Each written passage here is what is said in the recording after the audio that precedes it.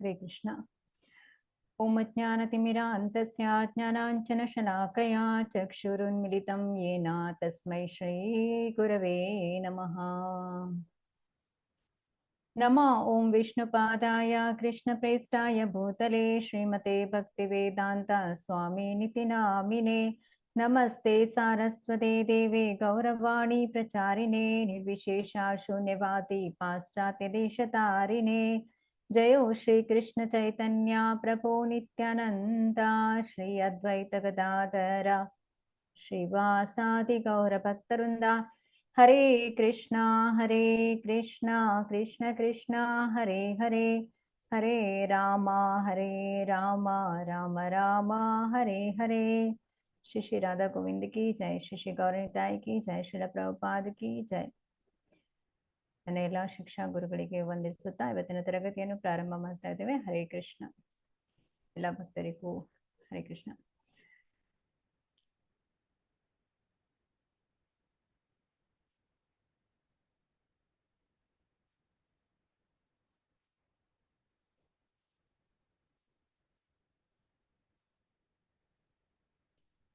So ಘಟಕ 1 ಭಗವದ್ಗೀತೆ ಅಧ್ಯಾಯಗಳು, ಮೊದಲನೇ ಅಧ್ಯಾಯದಿಂದ 6ನೇ ಅಧ್ಯಾಯದವರೆಗೆ, ಪಾಠ 9, ಅಧ್ಯಾಯ 5, 13ನೇ ಶ್ಲೋಕದಿಂದ 29ನೇ ಶ್ಲೋಕದವರೆಗೆ ನಾವು ಇವತ್ತು ನೋಡಲಿದ್ದೇವೆ.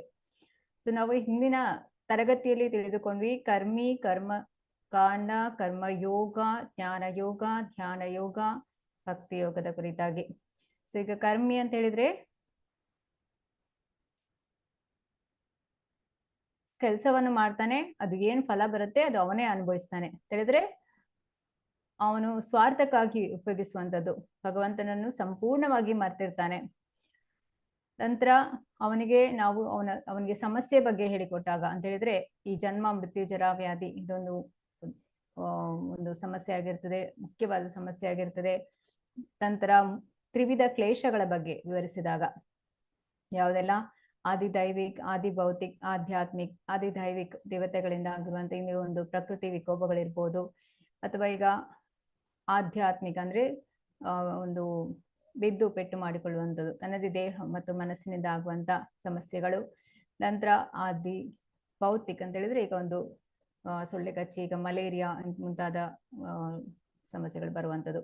ಸೊ ಇದನ್ನು ವಿವರಿಸಿದಾಗ ಅವನಿಗೆ ಸಮಸ್ಯೆ ಏನಂತ ಗೊತ್ತಾಗ್ತದೆ. ಇದಕ್ಕೆ ಈಗ ಅವನಲ್ಲಿ ನಾವು ಕೇಳ್ಬೋದು, ನೀ ಇಷ್ಟೆಲ್ಲ ಪ್ರಯತ್ನ ಮಾಡ್ತಾ ಇದೀಯಾ, ನಿನಗೆ ಇದರಲ್ಲಿ ಯಾವಾಗ್ಲೂ ಕೂಡ ನೀನು ಇದರಲ್ಲಿ ಏನ್ ಹೇಳ್ತಾರೆ ನಿನಗೆ ಗೆಲುವೇ ಸಿಗ್ತದ ಅಂತ ಹೇಳಿದಾಗ ಅವನು ಇಲ್ಲ ಅಂತ ಹೇಳ್ತಾನೆ. ಆಗ ಅವನಿಗೆ ಹೇಳುವಂಥದ್ದು, ನೀನು ಒಂದು ಯಜ್ಞವನ್ನು ಮಾಡು, ಯಜ್ಞ ಮಾಡುವ ಮೂಲಕ ಅಂದ್ರೆ ಕರ್ಮಕಾಂಡದ ಮೂಲಕ ಅಂದ್ರೆ ಫಲಪ್ರದ ಚಟುವಟಿಕೆಗಳ ಮೂಲಕ ನೀನು ಅದರಲ್ಲಿ ಒಂದು ಗೆಲುವನ್ನು ಪಡಿಬಹುದು ಅಂತ ಹೇಳಿ, ನಿನಗೆ ಅದರಲ್ಲಿ ಒಂದು ರೀತಿಯಾದ ಸಂತೋಷ ಸಿಗುತ್ತೆ ಅಂತ ಹೇಳಿದಾಗ ಅವನು ಏನ್ ಮಾಡ್ತಾನೆ, ಈ ಕರ್ಮಕಾಂಡದ ಮೂಲಕ ಅಂದ್ರೆ ದೇವತೆಗಳನ್ನು ಸಂಪ್ರೀತಿಗೊಳಿಸುವಂಥದ್ದು, ಯಜ್ಞಯಾಗತಿಗಳನ್ನು ಮಾಡುವಂಥದ್ದು, ಅದರಲ್ಲಿ ಅವನಿಗೆ ಒಂದು ಫಲದ ನಿರೀಕ್ಷೆ ಇಟ್ಕೊಂಡಿರ್ತಾನೆ.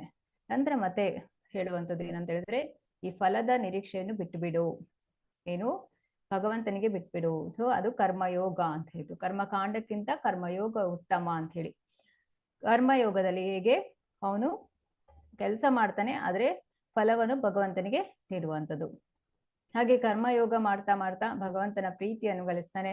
ನಂತರ ಅವನು ಈ ಜ್ಞಾನ ಯೋಗಕ್ಕೆ ಹೋಗುದು ಅಂತ ಹೇಳಿದ್ರೆ ಈ ಜ್ಞಾನ ಯೋಗದಲ್ಲಿ ಹೇಗೆ ಅವನು ಈ ಭೌತಿಕ ವಿಚಾರಗಳ ಬಗ್ಗೆ ವೈರಾಗ್ಯವನ್ನು ತಾಳುವಂಥದ್ದು.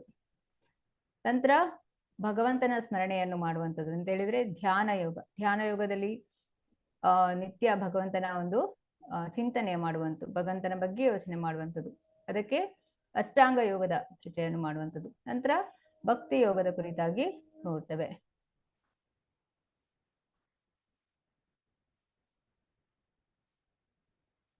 ಇಲ್ಲಿ 3ರಿಂದ 6ನೇ ಅಧ್ಯಾಯಗಳ ಭಗವದ್ಗೀತೆಯ 3ರಿಂದ 6 ಅಧ್ಯಾಯಗಳ ಮೂಲಕ ಪ್ರಗತಿಯ ಅವಲೋಕನ. ನಂತರ ವೈದಿಕ ಯಜ್ಞಗಳನ್ನು ಮಾಡುವ ಮೂಲಕ ಕ್ರಮಕ್ರಮವಾಗಿ ಶುದ್ಧೀಕರಣ 10ರಿಂದ 16. ಹೀಗೆ ಈ ಒಂದು ನಿಷ್ಕಾಮ ಕರ್ಮ ಯೋಗ ಅಂತ ಹೇಳಿದ್ರೆ ಕೆಲಸವನ್ನು ಮಾಡ್ಬೇಕು ಆದ್ರೆ ಫಲವನ್ನು ಬಿಡ್ಬೇಕು. ಆಗ ಕೇಳ್ತಾನೆ ಏನಂತೇಳಿ, ಈ ಕೆಲಸವನ್ನು ಮಾಡ್ಬೇಕು ಅಂತೇಳಿ ಮತ್ತೆ ಆ ಒಂದು ಕೆಲಸ ಮಾಡ್ಲಿಕ್ಕೆ ಸ್ಫೂರ್ತಿ ಏನ್ ಸಿಗುತ್ತೆ ಫಲವನ್ನು ಬಿಟ್ರೆ ಅಂತ ಹೇಳಿ. ಸೊ ಅದಕ್ಕೆ ಹೇಳುವಂಥದ್ದು ನಿಷ್ಕಾಮ ಕರ್ಮ ಯೋಗ ಮಾಡೋದ್ರಿಂದ 2 ಉಪಯೋಗವಿದೆ. ಒಂದು ಏನಾಗ್ತದೆ, ಶುದ್ಧೀಕರಣವಾಗ್ತದೆ, ಅಂದ್ರೆ ಶುದ್ಧನಾಗ್ತಾನೆ. ಇನ್ನೊಂದು ಐಹಿಕ ಕಲ್ಮಶವು ನಾಶವಾಗ್ತದೆ. ಅಂದ್ರೆ ಯಾವಾಗ ಫಲದ ನಿರೀಕ್ಷೆಯನ್ನು ಬಿಟ್ಟು ಬಿಡ್ತೇವೆ ಆಗ ನಮಗೆ ಕರ್ಮ ಬಂಧನ ಉಂಟಾಗೋದಿಲ್ಲ. ಈ ಭೌತಿಕ ಬಂಧನದಿಂದ ಬಿಡುಗಡೆ ಸಿಗುವಂಥದ್ದು. ಯಾವಾಗ ವ್ಯಕ್ತಿಗೆ ಈ ತನ್ನ ಕರ್ಮ ಫಲದಲ್ಲಿ ಆಸಕ್ತಿ ಇರ್ತದೆ ಅವಾಗ ಅವನು ಬಂಧನಕ್ಕೆ ಒಳಗಾಗುವಂಥದ್ದು. ಹಾಗಾಗಿ ಇಲ್ಲಿ ಜ್ಞಾನ ಅಂತ ಹೇಳಿದ್ರೆ ಯಾವುದು ಸರಿ ಯಾವುದು ತಪ್ಪು, ಏನನ್ನು ಮಾಡ್ಬೇಕು ಏನನ್ನು ಮಾಡಬಾರ್ದು ಇದೆಲ್ಲವೂ ಕೂಡ ತಿಳಿಯುವಂಥದ್ದು.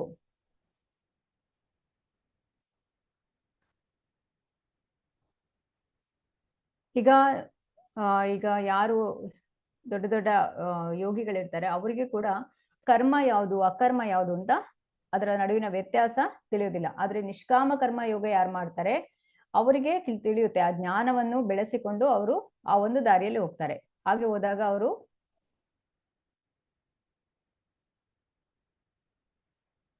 ಇಲ್ಲಿ ನೋಡ್ಬೋದು ನೀವೀಗ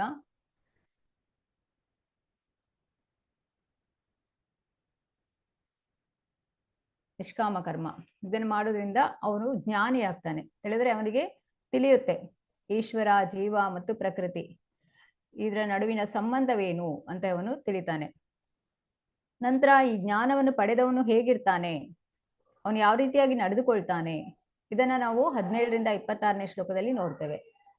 ಈಗ ಮೊದಲನೆಯ ಶ್ಲೋಕದಿಂದ 6ನೇ ಶ್ಲೋಕದಲ್ಲಿ ಈಗ ಮೊದಲಿಗೆ ಯಾರು ಅರ್ಜುನ ಹೇಳ್ತಾನೆ, ಕೃಷ್ಣ ನೀನೀಗ ನನ್ಗೆ ಜ್ಞಾನದ ಬಗ್ಗೆ ತಿಳಿಸಿದ್ಯಾ ಅಂತ ಹೇಳಿದ್ರೆ ಈಗ ವೈರಾಗ್ಯವನ್ನು ತಾಳ್ಬೇಕು. ಅಂದ್ರೆ ಈಗ ನಾನು ಎಲ್ಲವನ್ನು ಬಿಟ್ಟು ನಾನು ಕಾಡಿಗೆ ಹೋಗ್ತೇನೆ, ಕರ್ಮ ಸನ್ಯಾಸ ಅಂತೇಳಿ. ಅದಕ್ಕೆ ಕೃಷ್ಣ ಹೇಳ್ತಾನೆ, ಇಲ್ಲ ಅರ್ಜುನ, ನೀನು ಅದು ನಿಜವಾದ ವೈರಾಗ್ಯ ಅಲ್ಲ.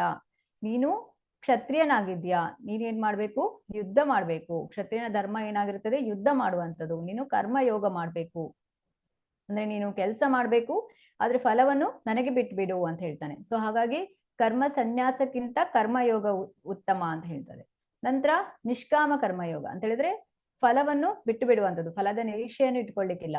ಸೊ ಜ್ಞಾನಿಯಾದವನಿಗೆ ತಿಳಿಯುತ್ತೆ ಇದು, ನಾನು ಈ ದೇಹವಲ್ಲ, ನಾನು ಆತ್ಮ, ಯಾವುದು ಒಳ್ಳೇದು ಯಾವುದು ಕೆಟ್ಟದ್ದು, ಯಾವುದು ಸರಿ ಯಾವುದು ತಪ್ಪು, ಏನನ್ನು ಮಾಡ್ಬೇಕು ಏನನ್ನು ಮಾಡಬಾರ್ದು ಇದೆಲ್ಲವೂ ಕೂಡ ಜ್ಞಾನಿಗೆ ತಿಳಿಯುತ್ತೆ.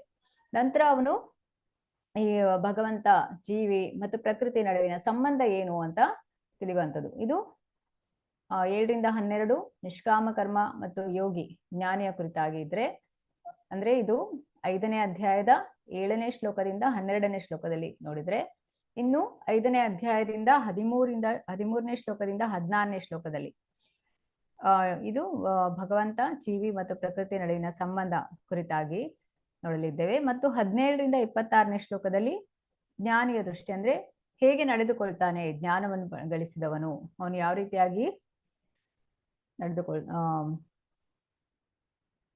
ಬೆಳೆದಾಗ ಅವನು ಹೇಗಿರ್ತಾನೆ ಅಂತ ಹೇಳಿ. ಮತ್ತೆ 22ರಿಂದ 28 ಶ್ಲೋಕದವರೆಗೆ ಧ್ಯಾನ ಯೋಗದ ಪರಿಚಯ. ಹೇಳಿದ್ರೆ ಇದು ಅಷ್ಟಾಂಗ ಯೋಗದ, ಅಂದ್ರೆ ನೆಕ್ಸ್ಟ್ 6ನೇ ಅಧ್ಯಾಯಕ್ಕೆ ಒಂದು ಪೀಠಿಕೆ ಆಗಿರುತ್ತದೆ. ಕಡೆಯದಾಗಿ 29ನೇ ಶ್ಲೋಕದಲ್ಲಿ ಶಾಂತಿ ಸೂತ್ರ. ಶಾಂತಿಯು ಎಲ್ಲಾ ಕಡೆ ನೆಲೆಸಬೇಕು, ಅದು ಹೇಗೆ ಅಂತ ಹೇಳಿಕೊಂಡು ನೋಡಲಿದ್ದೇವೆ.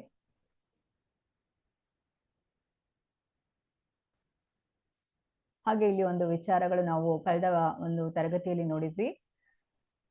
ವೈದಿಕ ಯಜ್ಞಗಳನ್ನು ಮಾಡುವ ಮೂಲಕ ಕ್ರಮಕ್ರಮವಾಗಿ ಶುದ್ಧೀಕರಣ ತಿಳಿದ್ರೆ ಇಲ್ಲಿ ಐಹಿಕ ಕಲ್ಮಶಗಳು ನಾಶವಾಗಿ ಹೋಗ್ತವೆ, ಅವನು ಶುದ್ಧನಾಗ್ತಾನೆ ಅಂತ ಹೇಳಿ ನೋಡಿದ್ವಿ. ಯಾಕಂದ್ರೆ ಕರ್ಮಿ ಇದ್ದು ಅವನು ಕರ್ಮಕಾಂಡವನ್ನು ಮಾಡ್ತಾ ಇದ್ದಾಗ ಅವನು ಅದರಲ್ಲಿ ಶುದ್ಧೀಕರಣವನ್ನು ಹೊಂದ್ತಾನೆ ಅಂತೇಳಿ. ನಂತರ ಅವನು ಯಾವಾಗ ಕರ್ಮ ಫಲದ ಆಸೆಯನ್ನು ಬಿಡ್ತಾನೆ, ಆ ನಿಷ್ಕಾಮ ಕರ್ಮ ಯೋಗನ್ ಮಾಡ್ತಾನೆ, ಮತ್ತೆ ಹಂತ ಹಂತವಾಗಿ ಅವನು ಈ ಒಂದು ಭಕ್ತಿ ಯೋಗಕ್ಕೆ ಬರುವಂಥದ್ದು. ಹಾಗೆ ವೈರಾಗ್ಯ, ಫಾಲ್ಗು ಮತ್ತು ಯುಕ್ತ ವೈರಾಗ್ಯದ ಬಗ್ಗೆ ಕುರಿತು ನೋಡಿದ್ದೇವೆ. ಇದು 4ನೇ ಅಧ್ಯಾಯದ 19ನೇ ಶ್ಲೋಕದಿಂದ 24ನೇ ಶ್ಲೋಕ, ನಂತರ 24ನೇ ಶ್ಲೋಕದವರೆಗೆ, ಮತ್ತು 5ನೇ ಅಧ್ಯಾಯದ 2ನೇ ಶ್ಲೋಕದಿಂದ 6ನೇ ಶ್ಲೋಕದವರೆಗೆ ನೋಡ್ಬೋದು ನೀವು. ಫಾಲ್ಗು ವೈರಾಗ್ಯ ಮತ್ತು ಯುಕ್ತ ವೈರಾಗ್ಯ ಇದನ್ನು ವಿವರಿಸಬಹುದಾ? ಯಾರಾದ್ರೂ ಹ್ಯಾಂಡ್ ರೈಸ್ ಮಾಡ್ಬೋದು.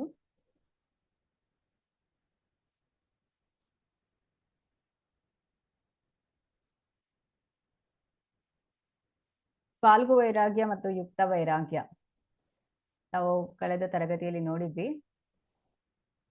ಕವಿತಾ ಮಾತಾಜಿ. ಮಾತಾಜಿ ಹರೇ ಕೃಷ್ಣ. ನಾವು ಫಾಲ್ಗು ವೈರಾಗ್ಯ ಮಾಡಬಾರ್ದು, ಯುಕ್ತ ವೈರಾಗ್ಯ ಮಾಡ್ಬೇಕು. ಅಂದ್ರೆ ಯುಕ್ತ ವೈರಾಗ್ಯ ಅಂದ್ರೆ ನಾವು ಭಗವಂತನಲ್ಲಿ ಏನ್ ಕೆಲಸ ಮಾಡ್ತೇವೋ ಅದು ಯುಕ್ತ ವೈರಾಗ್ಯ ಆಗುತ್ತೆ.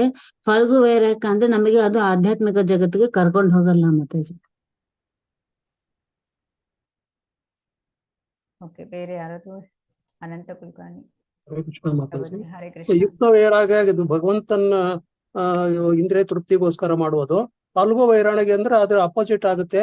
ಅದು ಫಲ್ಗು ಗುಣ ನಾವು ಮಾಡಬಾರ್ದು. ಅದು ಭಗವಂತನ ಸೇವೆಗೆ ಅಲ್ಲ. ಅದು ಯುಕ್ತ ವೈರಾಗ್ಯ ಒಳ್ಳೆ ವೈರಾಗ್ಯ ಅಂತ. ಕೃಷ್ಣ ಮಾತಾಜಿ. ಹರೇ ಕೃಷ್ಣ. ಮಥುರಾ ಮಾತಾ ದೇವಕಿ. ಹರೇ ಕೃಷ್ಣ ಮಾತಾಜಿ. ನಾನು ಈ ಫಲ್ಗು ವೈರಾಗ್ಯ ಒಂದು ಎಕ್ಸಾಂಪಲ್ ಇಂದ ಹೇಳ್ತೇನೆ ನೋಡಿ. ಓ ಸತ್ತು ಹೋದ್ನಾ, ಅಯ್ಯೋ ದೇವರ, ಏನು ಬರುದಿಲ್ಲ ನಮ್ ಜೊತೆ, ಏನಿಲ್ಲ, ಈ ದುಡ್ಡು ಸಂಪಾದನೆ ಏನ್ ಮಾಡುದು, ಏನ್ ನಮ್ ಜೊತೆ ಬರುದಿಲ್ಲ ಅಂತ ಎಲ್ರು ಹೇಳ್ತಾರೆ. ಸ್ಮಶಾನಕ್ಕೆ ಹೋಗಿ ಬಂದ್ರು, ಮತ್ತೆ ದುಡ್ಡು ಎಲ್ಲಿ, ಏನು ಯಾರಿಗೆ ಕೊಟ್ಟಿದಾರಂತೆ, ನನ್ ಕೊಟ್ಟಿದಾರಾ, ಹಾಗೆ ಹೀಗೆ. ಇದು ಫಲ್ಗು ವೈರಾಗ್ಯ. ಮರಣದಿಂದ ಸ್ಮಶಾನಕ್ಕೆ ಹೋಗುವಷ್ಟುವರೆಗೆ ಮಾತ್ರ ವೈರಾಗ್ಯ. ಬಂದ ತಕ್ಷಣ ನನ್ಗೆ ದುಡ್ಡು ಬೇಕು, ನನ್ಗೆ ಎಲ್ಲಿ ಬೇಕು, ನನ್ಗೆ ಆಸ್ತಿ ಬೇಕು ಇನ್ನುವುದು ಫಲ್ಗು ವೈರಾಗ್ಯ. ಅಂದ್ರೆ ಸ್ವಲ್ಪ ಸಮಯಕ್ಕೆ ಮಾತ್ರ ವೈರಾಗ್ಯ, ಮತ್ತೆ ಮೊದಲ ತರನೇ ಇರುವುದು ಇದು ಫಲ್ಗು ವೈರಾಗ್ಯ. ನಿಜವಾದ ಭಗವಂತ ವೈರಾಗ್ಯ ಅಂದ್ರೆ ಎಲ್ಲ ಅರ್ಥ ಮಾಡಿ, ಜ್ಞಾನದಿಂದ ನಂದಲ್ಲ, ಎಲ್ಲ ಭಗವಂತಂದು, ನಾನೇನ್ ತೆಗೆದುಕೊಂಡು ಹೋಗುದಿಲ್ಲ. ಎಲ್ಲ ಭಗವಂತನಿಗೋಸ್ಕರ ನಾನು ಮಾಡುವುದೆಲ್ಲ ಭಗವಂತನಿಗೆ, ಎಲ್ಲ ಭಗವಂತನೇ ನನ್ನ ಕೈಯಿಂದ ಮಾಡುವುದು ಯಾವಾಗ ನಮ್ಗೂ ಬರ್ತದೆ ಅದು ನಿಜವಾದ ವೈರಾಗ್ಯ. ಹರೇ ಕೃಷ್ಣ. That's all. ಹರೇ ಕೃಷ್ಣ. ಶ್ರುತಿ ಮಾತಾಜಿ. ಹರೇ ಕೃಷ್ಣ ಮಾತಾಜಿ. ಫಾಲ್ಗು ವೈರಾಗ್ಯ ಅಂತಂದ್ರೆ ಮನಸ್ಸಿನಲ್ಲಿ ಎಲ್ಲಾ ಸ್ವಲ್ಪ ಜೋರಾಗಿ ಇರುತ್ತೆ. ಹರೇ ಕೃಷ್ಣ ಮಾತಾಜಿ. ಕೇಳಿಸ್ತಾ ಇದೆನಾ ಮಾತಾಜಿ? ಇವಾಗ ಕೇಳಿಸ್ತಾ ಇದೆ. ಎಸ್. ಮನಸ್ಸಿನಲ್ಲಿ ಎಲ್ಲಾ ಐಹಿಕ ಕಲ್ಮಶಗಳು ಇದ್ದು ಮೇಲ್ನೋಟಕ್ಕೆ ನಾನೊಬ್ಬ ಸನ್ಯಾಸಿ ವೈರಾಗತ್ವ ವ್ಯಕ್ತಪಡಿಸೋದು ಫಾಲ್ಗು ವೈರಾಗ್ಯ. ಪ್ರಾಪಂಚಿಕವಾಗಿ ಎಲ್ಲಾ ಕಲ್ಮಶಗಳು ಇರುತ್ತೆ ಮಾತಾಜಿ ಅವರಿಗೆ, ಆದ್ರೆ ಮೇಲ್ನೋಟಕ್ಕೆ ಹೊರಗಡೆ ತೋರಿಸ್ಕೊಳ್ಳೋದಂತ ವೈರಾಗ್ಯ ಅಂತ ಹೇಳಿ ತೋರಿಸ್ಕೊಳ್ಳೋದಕ್ಕೆ ಅದು ಫಾಲ್ಗು ವೈರಾಗ್ಯ. ಯುಕ್ತ ವೈರಾಗ್ಯ ಅಷ್ಟು ಗೊತ್ತಿಲ್ಲ ಮಾತಾಜಿ ನನಗೆ. ಓಕೆ. ಹರೇ ಕೃಷ್ಣ ಮಾತಾಜಿ. ಹರೇ ಕೃಷ್ಣ. ಎಸ್. ಶ್ರುತಿ ಮಾತಾಜಿ ಅವರು ಹೇಳಿದಾಗೆ ಫಾಲ್ಗು ವೈರಾಗ್ಯ ಅಂತ ಹೇಳಿದ್ರೆ, ಈಗ ನೀವು ನೋಡ್ತೀರಾ ಎಲ್ಲವನ್ನು ನೇತಿ ಅಂತ ಹೇಳಿದ್ರೆ ಅದು ಮುಟ್ಬಾರ್ದು, ಆ ಮೊಬೈಲ್ ಮುಟ್ಬಾರ್ದು, ಏನು ಹಣದಿಂದ ದೂರ ಇರಬೇಕು, ನಾವು ಏನನ್ನು ತಿನ್ಬಾರ್ದು, ಈ ರೀತಿಯಾಗಿ ವೈರಾಗ್ಯವನ್ನು ತಾಳ್ತಾರೆ. ಆದ್ರೆ ಅವರು ಇಂದ್ರಿಯಗಳ ನಿಗ್ರಹ ಆಗಿರೋದಿಲ್ಲ. ಉದಾಹರಣೆಗೆ ಈಗ ಎಲ್ಲವನ್ನು ಬಿಟ್ಟು ಕಾಡಿಗೆ ಹೋಗ್ತಾರೆ, ಬಟ್ ಅವರು ಮತ್ತೆ ಮದುವೆ ಆಗುವಂಥದ್ದು, 2-3 ಮದುವೆ ಆಗುವಂಥದ್ದು ಅಂತ ಹೇಳಿದ್ರೆ ಇದು ಫಾಲ್ಗು ವೈರಾಗ್ಯ. ನಿಜವಾದ ವೈರಾಗ್ಯ ಅಲ್ಲ ಅದು. ಯುಕ್ತ ವೈರಾಗ್ಯ ಅಂತ ಹೇಳಿದ್ರೆ ಯಾವುದೇ ಇರ್ಲಿ, ಈಗ ಮೊಬೈಲ್ ಇರ್ಲಿ ಅಥವಾ ಈಗ ಹಣ ಇರ್ಲಿ, ಎಲ್ಲವನ್ನು ಭಗವಂತನಿಗೆ ಉಪಯೋಗಿಸುವಂಥದ್ದು, ಅದಕ್ಕೆ ಯುಕ್ತ ವೈರಾಗ್ಯ ಅಂತ ಹೇಳುವಂಥದ್ದು. ಪ್ರಾಪಂಚಿಕತೆಯ ಬುದ್ಧಿಯ ಹರಿಸಂಬಂಧಿ ವಸ್ತುನಃ ಮುಮುಕ್ಷುಭಿ ಪರಿತ್ಯಾಗೋ ವೈರಾಗ್ಯೋ ಅನುಗಚ್ಚತೆ ಅಂತ ಇದೆ. ಮತ್ತೆ ಇನ್ನೊಂದು ಹೇಳುತ್ತೆ ನಿರ್ಬಂಧೆ ಕೃಷ್ಣ ಸಂಬಂಧೆ ಅಂತೇಳಿ, ಎಲ್ಲವನ್ನು ಕೃಷ್ಣನಿಗೆ ಉಪಯೋಗಿಸುವಂಥದ್ದು. ಯಾವುದು ಕೂಡ ಇಲ್ಲಿ ನಾವು ಎಲ್ಲವೂ ಕೃಷ್ಣನಿಗೆ ಸಂಬಂಧಪಟ್ಟ ಮೇಲೆ ನಾವು ಅದನ್ನ ವೈರಾಗ್ಯ ಮಾಡ್ಲಿಕ್ಕೆ ಏನಿದೆ, ತ್ಯಜಿಸೋದಕ್ಕೆ ಏನಿದೆ, ಇದನ್ನ ಅರ್ಥೈಸ್ಕೊಳ್ಳುವಂಥದ್ದು. ಇದು ಬಹಳ ಮುಖ್ಯ. ಫಾಲ್ಗು ವೈರಾಗ್ಯ ಮತ್ತೆ ಯುಕ್ತ ವೈರಾಗ್ಯ. ಈಶಾವಾಸ್ಯಂ ಇದಂ ಸರ್ವಂ ಯತ್ಕಿಂಚ ಜಗತ್ಯಾಂ ಜಗತ್ತೇನ ತೆಕ್ತೇನ ಭುಂಜಿತ ಮಾಗೃದ ಸರ್ವಸಿದ್ಧನಂ. ಎಲ್ಲವೂ ಭಗವಂತನಿಗೆ ಸೇರಿದ್ದು. ಹಾಗಾಗಿ ಯಾವುದು ಕೂಡ ನಾವಿಲ್ಲಿ ತ್ಯಜಿಸುವಂಥದ್ದು ಏನೂ ಇಲ್ಲ. ಯಾಕಂದ್ರೆ ಎಲ್ಲವನ್ನು ಭಗವಂತನ ಸೇವೆಗಾಗಿ ನಾವು ಉಪಯೋಗಿಸುವಂಥದ್ದು. ಹಾಗಾಗಿ ನಾವು ಯುಕ್ತ ವೈರಾಗ್ಯ ಮಾಡಬೇಕು ಅಂತ ಹೇಳಿ.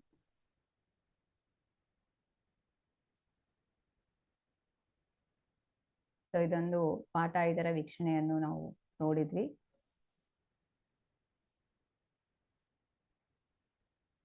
ಮುಂದುವರಿಸುತ್ತಾ ಈಗ ಓದುವವರು ಹ್ಯಾಂಡ್ ರೈಸ್ ಮಾಡ್ಬೋದು.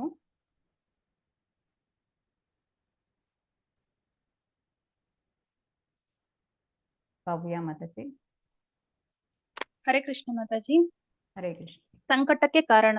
ಭಗವಂತನು ಅವತರಿಸಿದರೂ ಯಾರನ್ನೂ ದ್ವೇಷಿಸುವುದಿಲ್ಲ ಅಥವಾ ಇಷ್ಟಪಡುವುದಿಲ್ಲ. ಭಗವದ್ಗೀತೆ 5.15 ಪರ್ಪೋರ್ಟ್. Yes. ಈಗ ನಿಮ್ಗೆ ಪ್ರಶ್ನೆ ಏನು ಅಂತ ಹೇಳಿದ್ರೆ, ಸಂಕಟಕ್ಕೆ ಯಾರು ಕಾರಣ ಅಂತ ಒಂದು ಪ್ರಶ್ನೆ ಇರುತ್ತೆ. ಸಂಕಟಕ್ಕೆ ಯಾರು ಕಾರಣ?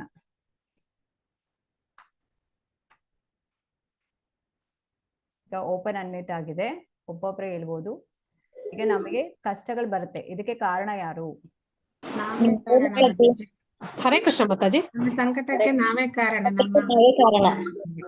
ಹರೇ ಕೃಷ್ಣ ಮಾತಾಜಿ. ತ್ರಿಗುಣಗಳು ಕಾರಣ ಸಂಕಟಕ್ಕೆ, ನಮ್ಮಲ್ಲಿರುವಂತ ತ್ರಿಗುಣಗಳು ಕಾರಣ. ಹರೇ ಕೃಷ್ಣ ಮಾತಾಜಿ. ಹರೇ ಕೃಷ್ಣ. ಭಗವಂತನ ನಾವು ಮರ್ತಿದೀವಿ, ಹಾಗಾಗಿ ನಾವು ಸಂಕಟಗಳಲ್ಲಿ ಇರ್ತೀವಿ ಮಾತಾಜಿ. ಸಂಕಟದಿಂದ ನಾವು ಇರ್ತೀವಿ ಭಗವಂತನ ಮರ್ತಿರೋದ್ರಿಂದ.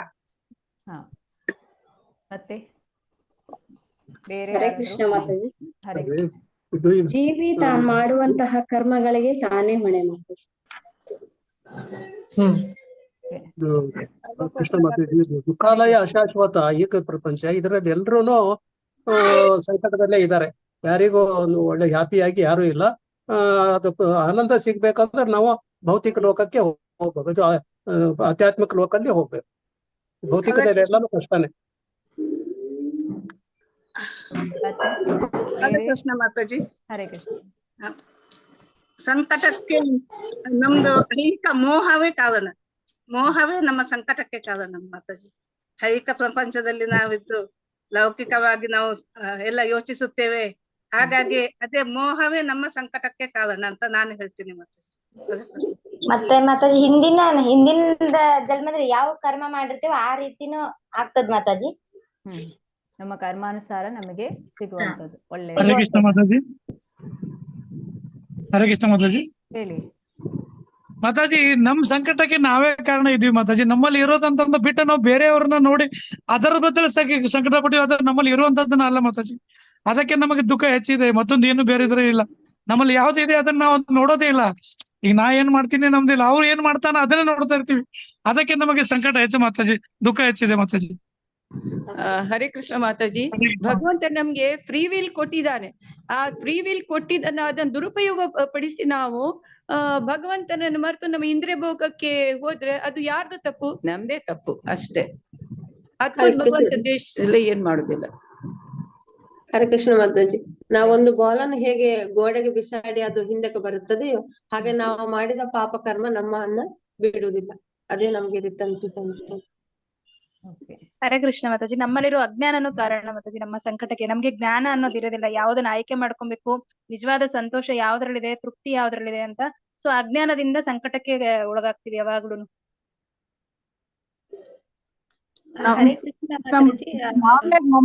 ನಾವೇ ಸಂಕಟಕ್ಕೆ ಕಾರಣ ಆಗ್ತೀವಿ ಮಾತಾಜಿ.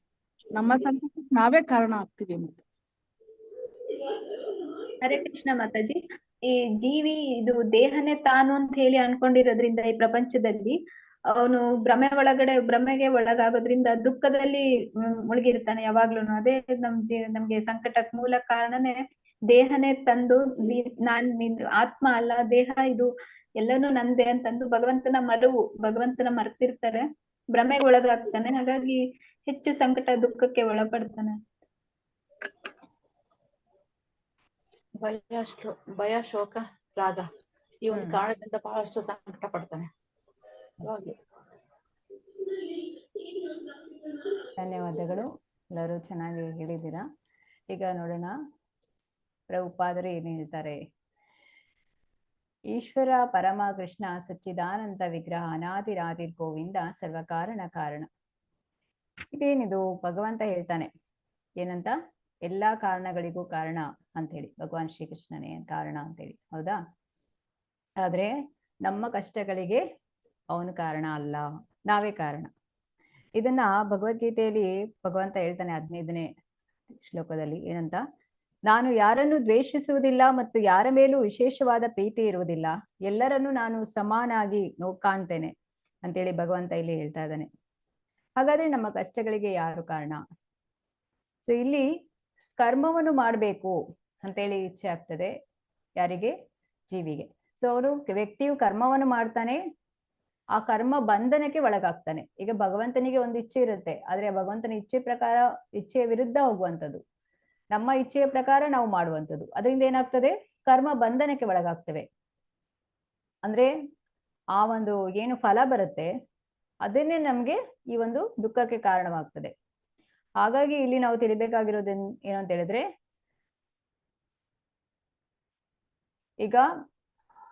ಈಗ ಭೌತಿಕ ಪ್ರಪಂಚ ಅಂತ ಹೇಳಿದ್ರೆ, ಈಗ ಭಗವಂತನ ಆಜ್ಞೆ ಇಲ್ಲದಿದ್ರೆ ಒಂದು ಹುಲ್ಲು ಕಡ್ಡಿ ಕೂಡ ಅಲ್ಗಾಡೋದಿಲ್ಲ. ಪ್ರತಿಯೊಂದಕ್ಕೆ ಕೂಡ ಭಗವಂತನ ಅನುಮತಿ ಬೇಕೇ ಬೇಕು.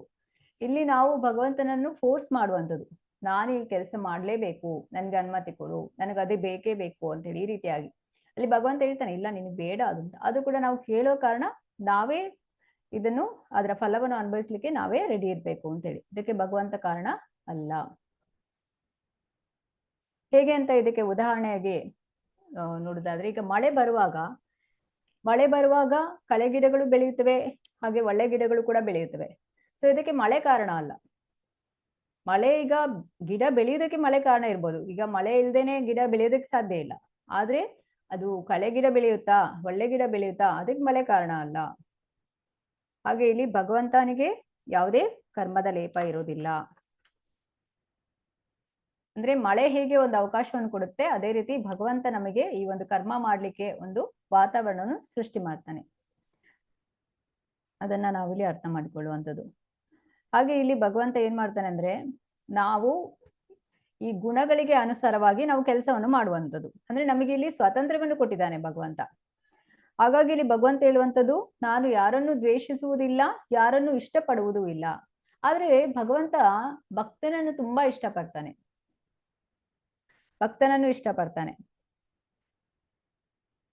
ಯಾಕಂತ ಹೇಳಿದ್ರೆ ಭಕ್ತ ಭಗವಂತನ ಇಚ್ಛೆಯ ಅನುಸಾರವಾಗಿ ನಡೆದುಕೊಳ್ತಾ ಇರ್ತಾನೆ. ಭಕ್ತನಿಗೆ ಯಾವುದೇ ಒಂದು ಇಚ್ಛೆ ಇರೋದಿಲ್ಲ ಅಂತ ಹೇಳಿದ್ರೆ, ತನ್ನ ಇಂದ್ರಿಯಗಳನ್ನು ಭಗವಂತನ ಸೇವೆಗೆ ಮುಡಿಪಾಗಿರ್ತಾನೆ. ಹಾಗಾಗಿ ಭಕ್ತನನ್ನು ಯಾವಾಗ್ಲೂ ಕೂಡ ರಕ್ಷಿಸ್ತಾ ಇರ್ತಾನೆ ಭಗವಂತ. ಅಂದ್ರೆ ದುಷ್ಟರನ್ನು ಶಿಕ್ಷಿಸುವಂಥದ್ದು, ಶಿಷ್ಟರನ್ನು ರಕ್ಷಿಸುವಂಥದ್ದು, ಯಾವಾಗ್ಲೂ ರಕ್ಷಣೆ ಮಾಡ್ತಾ ಇರ್ತಾನೆ. ಹಾಗಾದ್ರೆ ಇಲ್ಲಿ ನಾವು ನೋಡ್ಬೋದು, ಹೇಗೆ ಭಗವಂತ ಇಷ್ಟಪಡೋದಿಲ್ಲ, ದ್ವೇಷಿಸುವುದಿಲ್ಲ ಅಂತ ಹೇಳ್ತಾ ಇದ್ದಾನೆ. ಮತ್ತೆ ಅಂದ್ರೆ ಭಗವಂತ ಎಲ್ಲರಿಗೂ ಕೂಡ ಸಮಾನವಾದ ಅವಕಾಶವನ್ನೇ ಕೊಡ್ತಾನೆ, ಅಲ್ಲಿ ಆಯ್ಕೆಯನ್ನು ಕೊಡ್ತಾನೆ. ಇಲ್ಲಿ ನಾವು ಆಯ್ಕೆ ಮಾಡೋದ್ರಲ್ಲಿ ಎಡವಿರ್ತೇವೆ ಅಂತ ಹೇಳಿದ್ರೆ, ನಾವು ಭೌತಿಕ ಪ್ರಪಂಚಕ್ಕೆ ಬಂದ ಮೇಲೆ ನಾವು ಪ್ರಕೃತಿಯ ಮೇಲೆ ಆ ಒಂದು ಯಜಮಾನಿಕೆಯನ್ನು ಮಾಡ್ಲಿಕ್ಕೆ ಪ್ರಯತ್ನಿಸ್ತಾ ಇರ್ತೇವೆ. ಅಂದ್ರೆ ನಾನೇ ಎಂಜಾಯರ್, ನಾನೇ ಒಂದು ಎಲ್ಲವನ್ನು ನಿಯಂತ್ರಿಸೋದು, ನಾನು ಹೇಳಿದಾಗ ಎಲ್ಲ ಕೇಳ್ಬೇಕು, ಈ ರೀತಿಯಾದ ಆಲೋಚನೆ ಮಾಡ್ತಾ ಇರ್ತೇವೆ. ಹಾಗಾಗಿ ನಾವು ಬಂಧನಕ್ಕೆ ಒಳಗಾಗುವಂಥದ್ದು. ಹಾಗೆ ಇಲ್ಲಿ ಹೇಳುವಂಥದ್ದು, ಆ ಕರ್ಮದ ಫಲವನ್ನು ನಾವು ಬಯಸಿದ್ರಿಂದಾಗಿ ನಾವೇ ಈ ಒಂದು ಸಂಕಟಕ್ಕೆ ಕಾರಣರಾಗಿರ್ತೇವೆ. ಈಗ ನಿಮ್ಗೊಂದು ಗ್ರೂಪ್ ಆಕ್ಟಿವಿಟಿ ಇದೆ. ಇಲ್ಲಿ ಜೀವಿಗಳ ದುಃಖಕ್ಕೆ ಯಾರು ಹೊಣೆ ಎಂದು ತೋರಿಸುವ ಚಿತ್ರಗಳನ್ನು ಬರಿಬೇಕು ನೀವು. ಚಿತ್ರಗಳು ಅಂತ ಹೇಳಿದ್ರೆ ಅಲ್ಲಿ ನೀವು ಈಗ ಬರ್ದು ಕೂಡ ಒಂದು ಟೇಬಲ್ ತರ ಮಾಡಿ ಅದರಲ್ಲಿ ಬರ್ದು ಅದನ್ನ ಎಕ್ಸ್ಪ್ಲೇನ್ ಮಾಡ್ಬೋದು, ಇಲ್ಲ ಚಿತ್ರವನ್ನು ಬಿಡಿಸ್ಬೋದು ಡ್ರಾಯಿಂಗ್ ಮಾಡಿ. ಈ ಒಂದು 4ನೇ ಅಧ್ಯಾಯದ 14ನೇ ಶ್ಲೋಕ ನೋಟ್ ಮಾಡ್ಕೊಳ್ಳಿ. 5ನೇ ಅಧ್ಯಾಯದ 14 ಮತ್ತು 15ನೇ ಶ್ಲೋಕ. 4ನೇ ಅಧ್ಯಾಯದ 14ನೇ ಶ್ಲೋಕ, 5ನೇ ಅಧ್ಯಾಯದ 14 ಮತ್ತು 15ನೇ ಶ್ಲೋಕ. ಇದರಿಂದ ಸಂಸ್ಕೃತ ಶ್ಲೋಕಗಳ ಉಲ್ಲೇಖ, ಭಾವಾರ್ಥಗಳಿಂದ ಹೇಳಿಕೆಗಳು ಮತ್ತು ಸಾದೃಶ್ಯಗಳು, ಉದಾಹರಣೆಗಳು, ಇದನ್ನು ನೀವು ಹೇಳ್ಬೇಕು. ಅಂದ್ರೆ ಗ್ರೂಪಲ್ಲಿ ಎಲ್ಲರೂ ಚರ್ಚೆಯನ್ನು ಮಾಡಬೇಕು. ನಿಮ್ಮ ಗ್ರೂಪಲ್ಲಿ ಒಬ್ಬರನ್ನು ಆಯ್ಕೆ ಮಾಡಬೇಕು, ಅವರು ಪ್ರೆಸೆಂಟ್ ಮಾಡುವಂಥದ್ದು. ಅವರು ಗ್ರೂಪಿನಲ್ಲಿ ಯಾರ್ಯಾರು ಇದ್ದಾರೆ ಅಂತ ಅವರ ಹೆಸರುಗಳನ್ನು ಹೇಳಿ ಮತ್ತೆ ಅವರು ಪ್ರೆಸೆಂಟ್ ಮಾಡುವಂಥದ್ದು. 3 ನಿಮಿಷಗಳ ಕಾಲ ನಿಮಗೆ ಚರ್ಚೆ ಮಾಡ್ಲಿಕ್ಕೆ ಅವಕಾಶ ಇದೆ. 2 ನಿಮಿಷಗಳ ಕಾಲ ನೀವು ಪ್ರೆಸೆಂಟ್ ಮಾಡ್ಬೋದು. ಈಗ ನಾವು ಬ್ರೇಕ್ಔಟ್ ರೂಮ್ಸ್ ಮಾಡೋಣ.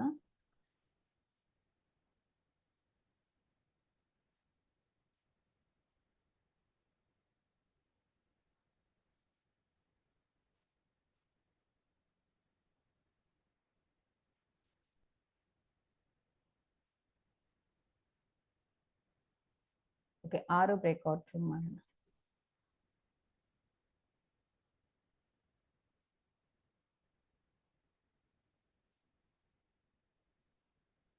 ಎಲ್ಲರೂ ಕೂಡ ಜಾಯ್ನ್ ಆಗಿ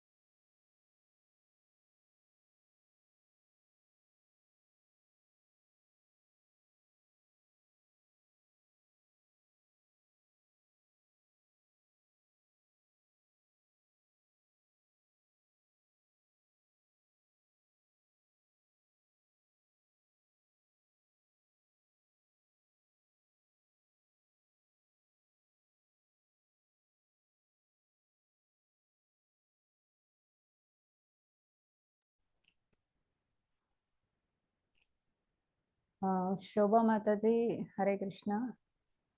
ಅಟೆಂಡೆನ್ಸ್ ಲಿಂಕ್ ಶೇರ್ ಮಾಡ್ತೀರಾ?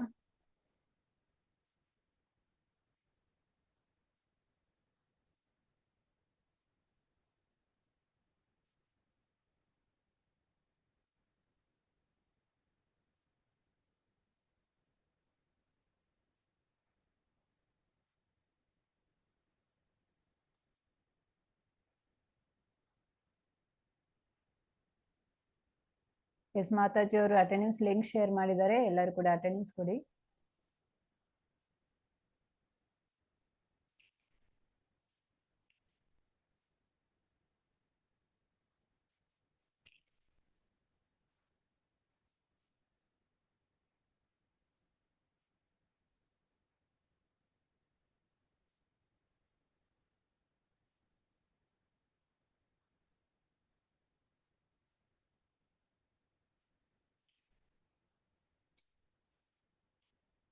ಈಗ ಯಾರು ಪ್ರೆಸೆಂಟ್ ಮಾಡ್ತೀರಾ ಅವ್ರು ಹ್ಯಾಂಡ್ ರೈಸ್ ಮಾಡಿ.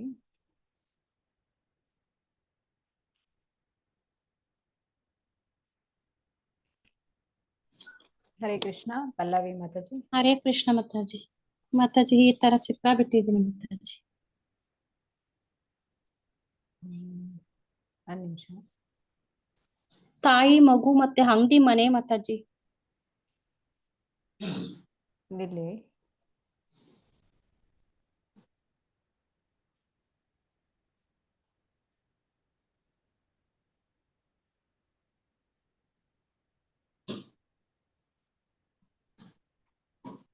ಹಾಗೆ ಹಿಡೀರಿ. ಓಕೆ, ಇದನ್ನ ವಿವರಿಸೋರು ತಾಯಿ ಮತ್ತೆ ಮಗು ಹೋಗ್ತಾ ಇರ್ತಾರೆ ಮಾತಾಜಿ. ಹೋಗ್ಬೇಕಾದ್ರೆ ಒಂದು ಅಂಗಡಿ ಸಿಗುತ್ತೆ ದಾರಿ ಮಧ್ಯ. ಆ ಮಗು ಅಂಗಡಿನಲ್ಲಿ ನೋಡಿದ ತಕ್ಷಣ ಹಠ ಮಾಡುತ್ತೆ ತುಂಬಾ, ನಂಗೆ ತಿಂಡಿ ಬೇಕು ಅಂತ. ತಾಯಿ ಎಷ್ಟೇ ಹೇಳಿದ್ರು ಅದು ಹಠ ಮಾಡುತ್ತೆ. ಹಠನ ತಡಿನಾರ್ದೇನೆ ಮಗುಗೆ ತಿಂಡಿ ಎಲ್ಲ ಕೊಡ್ತಾರೆ. ಚಿಪ್ಸ್ ಎಲ್ಲ ಚೆನ್ನಾಗಿ ತಿನ್ಸ್ಕೊಂಡ್ ಕರ್ಕೊ ಬರ್ತಾರೆ. ಮನೇಲಿ ರಾತ್ರಿ ಇಲ್ಲಿಗೆ ಬರ್ತಾರೆ ಮನೆಗೆ ಬಂದ್ಮೇಲೆ ಮಲ್ಕೊಂಡಿರುತ್ತೆ ಮಗು. ಆದ್ರೆ ಬೆಳಿಗ್ಗೆ ಎದ್ದು ಅದಕ್ಕೆ ಮಾತಾಡಕ್ಕೆ ಶಕ್ತಿ ಇರಲ್ಲ, ಮತ್ತೆ ತುಂಬಾ ಟಯರ್ಡ್ ಆಗಿ ಹುಷಾರ್ ತಪ್ಪಿರುತ್ತೆ. ಆದ್ರಿಂದ ಈ ಮಗು ಅಂದ್ರೆ ತಿಂದಿದ್ದು ತಾಯಿ ಕೊಡ್ಸಿದ್ದು ತಪ್ಪಾಗಲ್ಲ. ಮಗು ಹಠ ಮಾಡೋದ್ರಿಂದ ತಾಯಿ ಕೊಡ್ಸ್ತು. ಆದ್ರೆ ರೋಗ ಬಂದಿದ್ದಕ್ಕೆ ಭಗವಂತ ಹೊಣೆ ಆಗಲ್ಲ. ಯಾಕೆಂದ್ರೆ ಅವಳು ತಿಂದಿದ್ದಕ್ಕೆ ಅವಳೇ ಹೊಣೆ ಆಗ್ಬೇಕು. ಇಲ್ಲಿ ನಾವು ನಮ್ಮ ಮಗು ಹುಷಾರ್ ತಪ್ತು ಅನ್ನೋ ಕಾರಣಕ್ಕೋಸ್ಕರ ಭಗವಂತ ಕೊಟ್ಬಿಟ್ಟು ಅವಳ ಹಣೆ ಬರನೇ ಇಷ್ಟು ಅಂತ ಡಿಸೈಡ್ ಮಾಡ್ಬಾರ್ದು. ನಾವು ಮಾಡಿದ ತಪ್ಪಿಗೋಸ್ಕರ ಈ ರೋಗ ಬಂದೈತೆ ಅನ್ನೋದನ್ನ ಅರ್ಥ ಮಾಡ್ಕೋಬೇಕು ಅಂತ ಹೇಳ್ತಿದ್ದಾರೆ. ನಮ್ ಗ್ರೂಪ್ ಅಲ್ಲಿ 5 ಜನ ಮಾತಾಜಿ ಇದ್ರು. ಶೋಭಾ ಮಾತಾಜಿ, ಶ್ರುತಿ ಮಾತಾಜಿ, ಕುಂದಲತಾ ಮಾತಾಜಿ. ಇನ್ನೊಬ್ರು ಎಮ್ಮಿಂದ ಸ್ಟಾರ್ಟ್ ಆದ್ರು. ಅವ್ರು ಬೇಗ ಎಕ್ಸಿಟ್ ಆದ್ರೆ ಹೆಸರು ಬರ್ಕೊಳಕ್ ಆಗ್ಲಿಲ್ಲ ಮಾತಾಜಿ. ಮತ್ತೆ ಇನ್ನೊಬ್ರು ಮಾತಾಜಿ ಹೇಳಿದ್ರು, ಒಬ್ಬ ಕುಡ್ಕ ಹೋಗಿ ಚೆನ್ನಾಗಿ ಕುಡಿತಾನೆ, ಕುಡ್ದ್ಬಿಟ್ಟು ಅವ್ನು ಹುಷಾರ್ ತಪ್ಪಿ ಅವ್ನು ಸತ್ತೋಗ್ತಾನೆ. ಆದ್ರೆ ಅದಕ್ಕೆ ಅವನೇ ಕಾರಣ ವಿನಃ ಭಗವಂತ ಅಲ್ಲ ಅಂತ ಒಬ್ರು ಮಾತಾಜಿ ಹೇಳಿದ್ರು. ಇನ್ನೊಂದು ಕರ್ಮಫಲ ಸಂಯೋಗ, ಅಂದ್ರೆ ನಾವು ಮಾಡೋ ಕರ್ಮಫಲದಿಂದ ನಾವು ಪಾಪನ ಅನುಭವಿಸ್ತೀವಿ ಅಂತ ಒಬ್ರು ಹೇಳಿದ್ರು. ನಮ್ ಗ್ರೂಪ್ ಅಲ್ಲಿ ಇಷ್ಟೊಂದು ಪಾಯಿಂಟ್ಸ್ ಹೇಳ್ಕೊಟ್ರು ಮಾತಾಜಿ. ಹರೇ ಕೃಷ್ಣ. ಧನ್ಯವಾದ. ಹರೇ ಕೃಷ್ಣ. ಧನ್ಯವಾದಗಳು.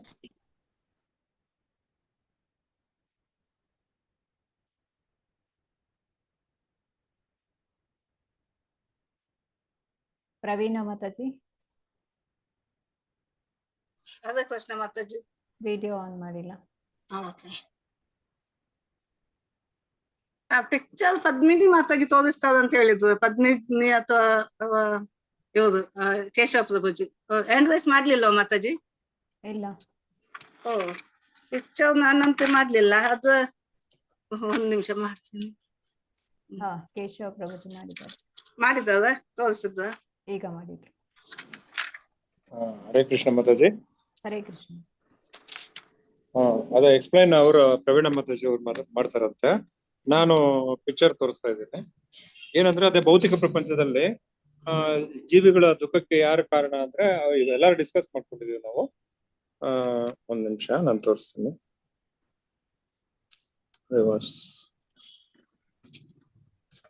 ಕಾಣಿಸ್ತದಲ್ಲ ಮಾತಾಜಿ?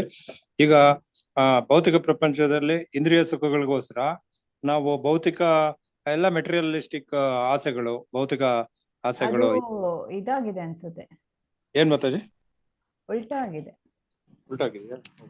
ನಾನು ರಿವರ್ಸ್ ಮಾಡ್ತಾ ಇದ್ದೀನಿ ಆಕ್ಚುಲಿ. ಈಗ ಕಾಣಿಸ್ತಾ ಇದೆಯಾ ಮಾತಾಜಿ? ಈಗ ಪ್ರತಿಯೊಬ್ರು ಎಲ್ಲಾ ಆಸೆಗಳು ಪಡೋದು, ಅವನಿಗೆ ಮೊದ್ಲು ಯಾವ್ದೋ ಒಂದು ಚಿಕ್ಕ ಟಿವಿ ಇರುತ್ತೆ, ಆಮೇಲೆ 80 ಇಂಚಸ್ ಬೇಕು ಅಂತಾರೆ, 120 ಇಂಚಸ್ ಬೇಕು ಅಂತಾರೆ. ಆಮೇಲೆ ಒಂದ್ ಚಿಕ್ಕ ಚೈನ್ ಇರುತ್ತೆ, ದೊಡ್ಡ ಗೋಲ್ಡ್ ಚೈನ್ ಬೇಕು, ಬ್ಯಾಂಗಲ್ಸ್ ಬೇಕು. ಒಂದು ಸ್ಮಾಲ್ 30-40 ಇದ್ರೆ 100x100 ಸೈಟು. ಆಮೇಲೆ ಒಂದು ಎಸ್ಟೇಟ್ ಬೇಕು, ಅದ್ರಲ್ಲಿ ಈ ತರ ಮೆಟೀರಿಯಲಿಸ್ಟಿಕ್ ಅಲ್ಲಿ ಜೀವಿಗಳು ಅವರ ದುಃಖಕ್ಕೆ ಅವರೇ ಕಾರಣ ಆಗ್ತಾರೆ ಅನ್ನೋದ್ರಿಂದ ಪ್ರವೀಣ ಮಾತಾಜಿ ಮಿಕ್ಕದೆಲ್ಲ ಎಕ್ಸ್ಪ್ಲನೇಷನ್ ಅವ್ರು ಮಾಡ್ತಾರೆ. ಪ್ರವೀಣ ಮಾತಾಜಿ. ಹರೇ ಕೃಷ್ಣ. ಹರೇ ಕೃಷ್ಣ ಮಾತಾಜಿ. ಅದೇ ದುಃಖಕ್ಕೆ ಮನುಷ್ಯನೇ ಕಾರಣ, ಜೀವಿಗಳೇ ಕಾರಣ. ಯಾಕಂದ್ರೆ ಇಂದ್ರಿಯ ಭೋಗಗಳನ್ನು ಬೆಳೆಸಿಕೊಳ್ಳಲು ಜೀವಿಗಳು ಈ ಜಗತ್ತಿನಲ್ಲಿ ಕರ್ಮದಲ್ಲಿ ತೊಡಗುತ್ತಾರೆ. ಅವ್ರ ಕರ್ಮ ಯಾಕೆ ಅವ್ರ ಅಪೇಕ್ಷೆ, ಫಲಾಪೇಕ್ಷೆ ಇದ್ದ ಕರ್ಮವನ್ನು ಮಾಡುತ್ತಾರೆ. ವಿಡಿಯೋ ಆನ್ ಮಾಡಿ. ಹರೇ ಕೃಷ್ಣ. ಹರೇ ಕೃಷ್ಣ ಮಾತಾಜಿ. ಹರೇ ಒಂದ್ ನಿಮಿಷ. ಹರೇ ಕೃಷ್ಣ ಮಾತಾಜಿ. ಜೀವಿಗಳೇ ಹೊಣೆ ಮಾತಾಜಿ ಕಷ್ಟಗಳಿಗೆ. ಇಂದ್ರಿಯ ಭೋಗಗಳನ್ನು ಬೆಳೆಸಿಕೊಳ್ಳಲು ಜೀವಿಗಳು ಈ ಜಗತ್ತಿನಲ್ಲಿ ಕರ್ಮದಲ್ಲಿ ತೊಡಗುತ್ತಾರೆ. ಕರ್ಮ ಅಂದ್ರೆ ಅವರ ಫಲ ಅಪೇಕ್ಷೆ ಇದ್ದ ಕರ್ಮಗಳನ್ನೆಲ್ಲ ಮಾಡುತ್ತಾರೆ. ಹಾಗೆ ಅನಾದಿ ಕಾಲದಿಂದ ಬಂದ ಅಜ್ಞಾನವೇ ದೇಹದ ಕಷ್ಟ ಮತ್ತು ಯಾತನೆಗಳಿಗೆ ಕಾರಣ. ಅವನು ಕರ್ಮ ಫಲದ ಅಪೇಕ್ಷೆಯಲ್ಲಿ ಇರುತ್ತಾನೆ. ಐಹಿಕ ಪ್ರಪಂಚದ ಬಂಧನ ಮೋಹದಲ್ಲಿಯೇ ಇರುತ್ತಾನೆ. ಅವನ ಮನಸ್ಸು ನಿಯಂತ್ರಣದಲ್ಲಿ ಇರುವುದಿಲ್ಲ. ಅವನು ಮೋಹದ ಭ್ರಮೆಯಲ್ಲಿಯೇ ಇರುತ್ತಾನೆ. ಅದಕ್ಕೆ ಕೃಷ್ಣ ಪ್ರಜ್ಞೆಯೊಂದೇ ಅತ್ಯುತ್ತಮ ಪರಿಹಾರ. ಇಲ್ಲಿ ಒಂದು ಶ್ಲೋಕ ಕೊಟ್ಟಿದ್ದಾರೆ ಮಾತಾಜ. ಶ್ಲೋಕ 14ರಲ್ಲಿ ವೈಷಮ್ಯರ್ಗಣ್ಯೇ ನ ಸಾಪೇಕ್ಷತ್ವಾತ್. ಭಗವಂತನು ಯಾವ ಜೀವಿಯ ವಿಷಯದಲ್ಲಿಯೂ ಪಕ್ಷಪಾತಿ ಅಲ್ಲ. ಅವನು ಕಷ್ಟ ಕೊಡುವುದಿಲ್ಲ. ತನ್ನ ಕರ್ಮಗಳಿಗೆ ಅವನೇ ಜೀವಿಯೇ ಹೊಣೆ ಅಂತ. ಅದಕ್ಕೆ ಅದರಿಂದ ಹೊರ ಬರ್ಲಿಕ್ಕೆ ಏನು ಪರಿಹಾರ? ಅದಕ್ಕೆ ಕೃಷ್ಣ ಪ್ರಜ್ಞೆಯೊಂದೇ ಅತ್ಯುತ್ತಮ ಪರಿಹಾರ. ಅಲೌಕಿಕವಾದ ಕೃಷ್ಣ ಪ್ರಜ್ಞೆಯಲ್ಲಿ ಕಾರ್ಯ ಮಾಡಿದಾಗ ಮಾತ್ರ ಭೌತಿಕ ಮೋಹದಿಂದ ಹೊರಗೆ ಬರಲು ಕಾರಣ.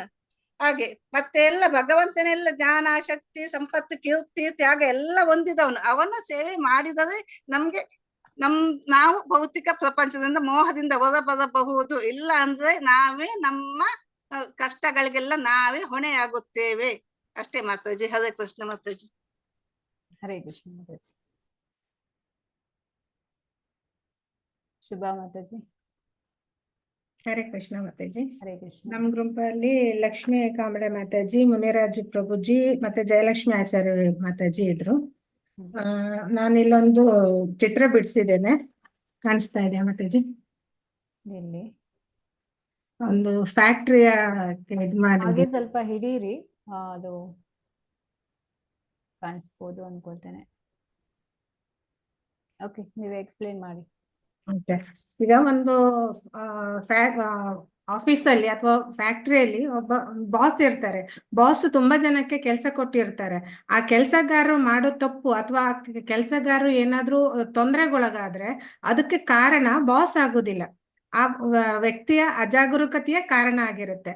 ಅದೇ ರೀತಿ ಭಗವಂತ ನಮ್ಮ ಯಾವುದೇ ಹೇಗೆ ಬಾಸ್, ಅದೇ ರೀತಿ ಭಗವಂತ ಕೂಡ ಮನುಷ್ಯನ ಯಾವುದೇ ತಪ್ಪಿಗೆ ಭಗವಂತ ಕಾರಣ ಅಲ್ಲ. ಅವರ ಬೇಡಿಕೆಗೆ ಅನುಗುಣವಾಗಿ ಭಗವಂತ ಅವ್ರ ಆಸೆಗೆ ಅನುಗುಣವಾಗಿ ಭಗವಂತ ಕರುಣಿಸ್ತಾನೆ. ಬಟ್ ಆ ಕರುಣಿಸಿರೋದನ್ನ ನಾವುಗಳು ಅದನ್ನ ಸದುಪಯೋಗ ಪಡಿಸ್ಕೊಂಡು ಭಗವಂತನ ಭಕ್ತಿಯಲ್ಲಿ ಉಪಯೋಗಿಸ್ಬೇಕೆ ಹೊರತು ನಮ್ಗೆ ಇಚ್ಛೆ ಅನುಸಾರ ಮಾಡಕ್ ಹೋದ್ರೆ ಅಲ್ಲಿ ದುಃಖ ಬರುತ್ತೆ ಅನ್ನೋದು ನಾವು ಡಿಸ್ಕಸ್ ಮಾಡಿದ್ವಿ ಮಾತಾಜಿ. ಹರೇ ಕೃಷ್ಣ. ಹರೇ ಕೃಷ್ಣ ಮಾತಾಜಿ.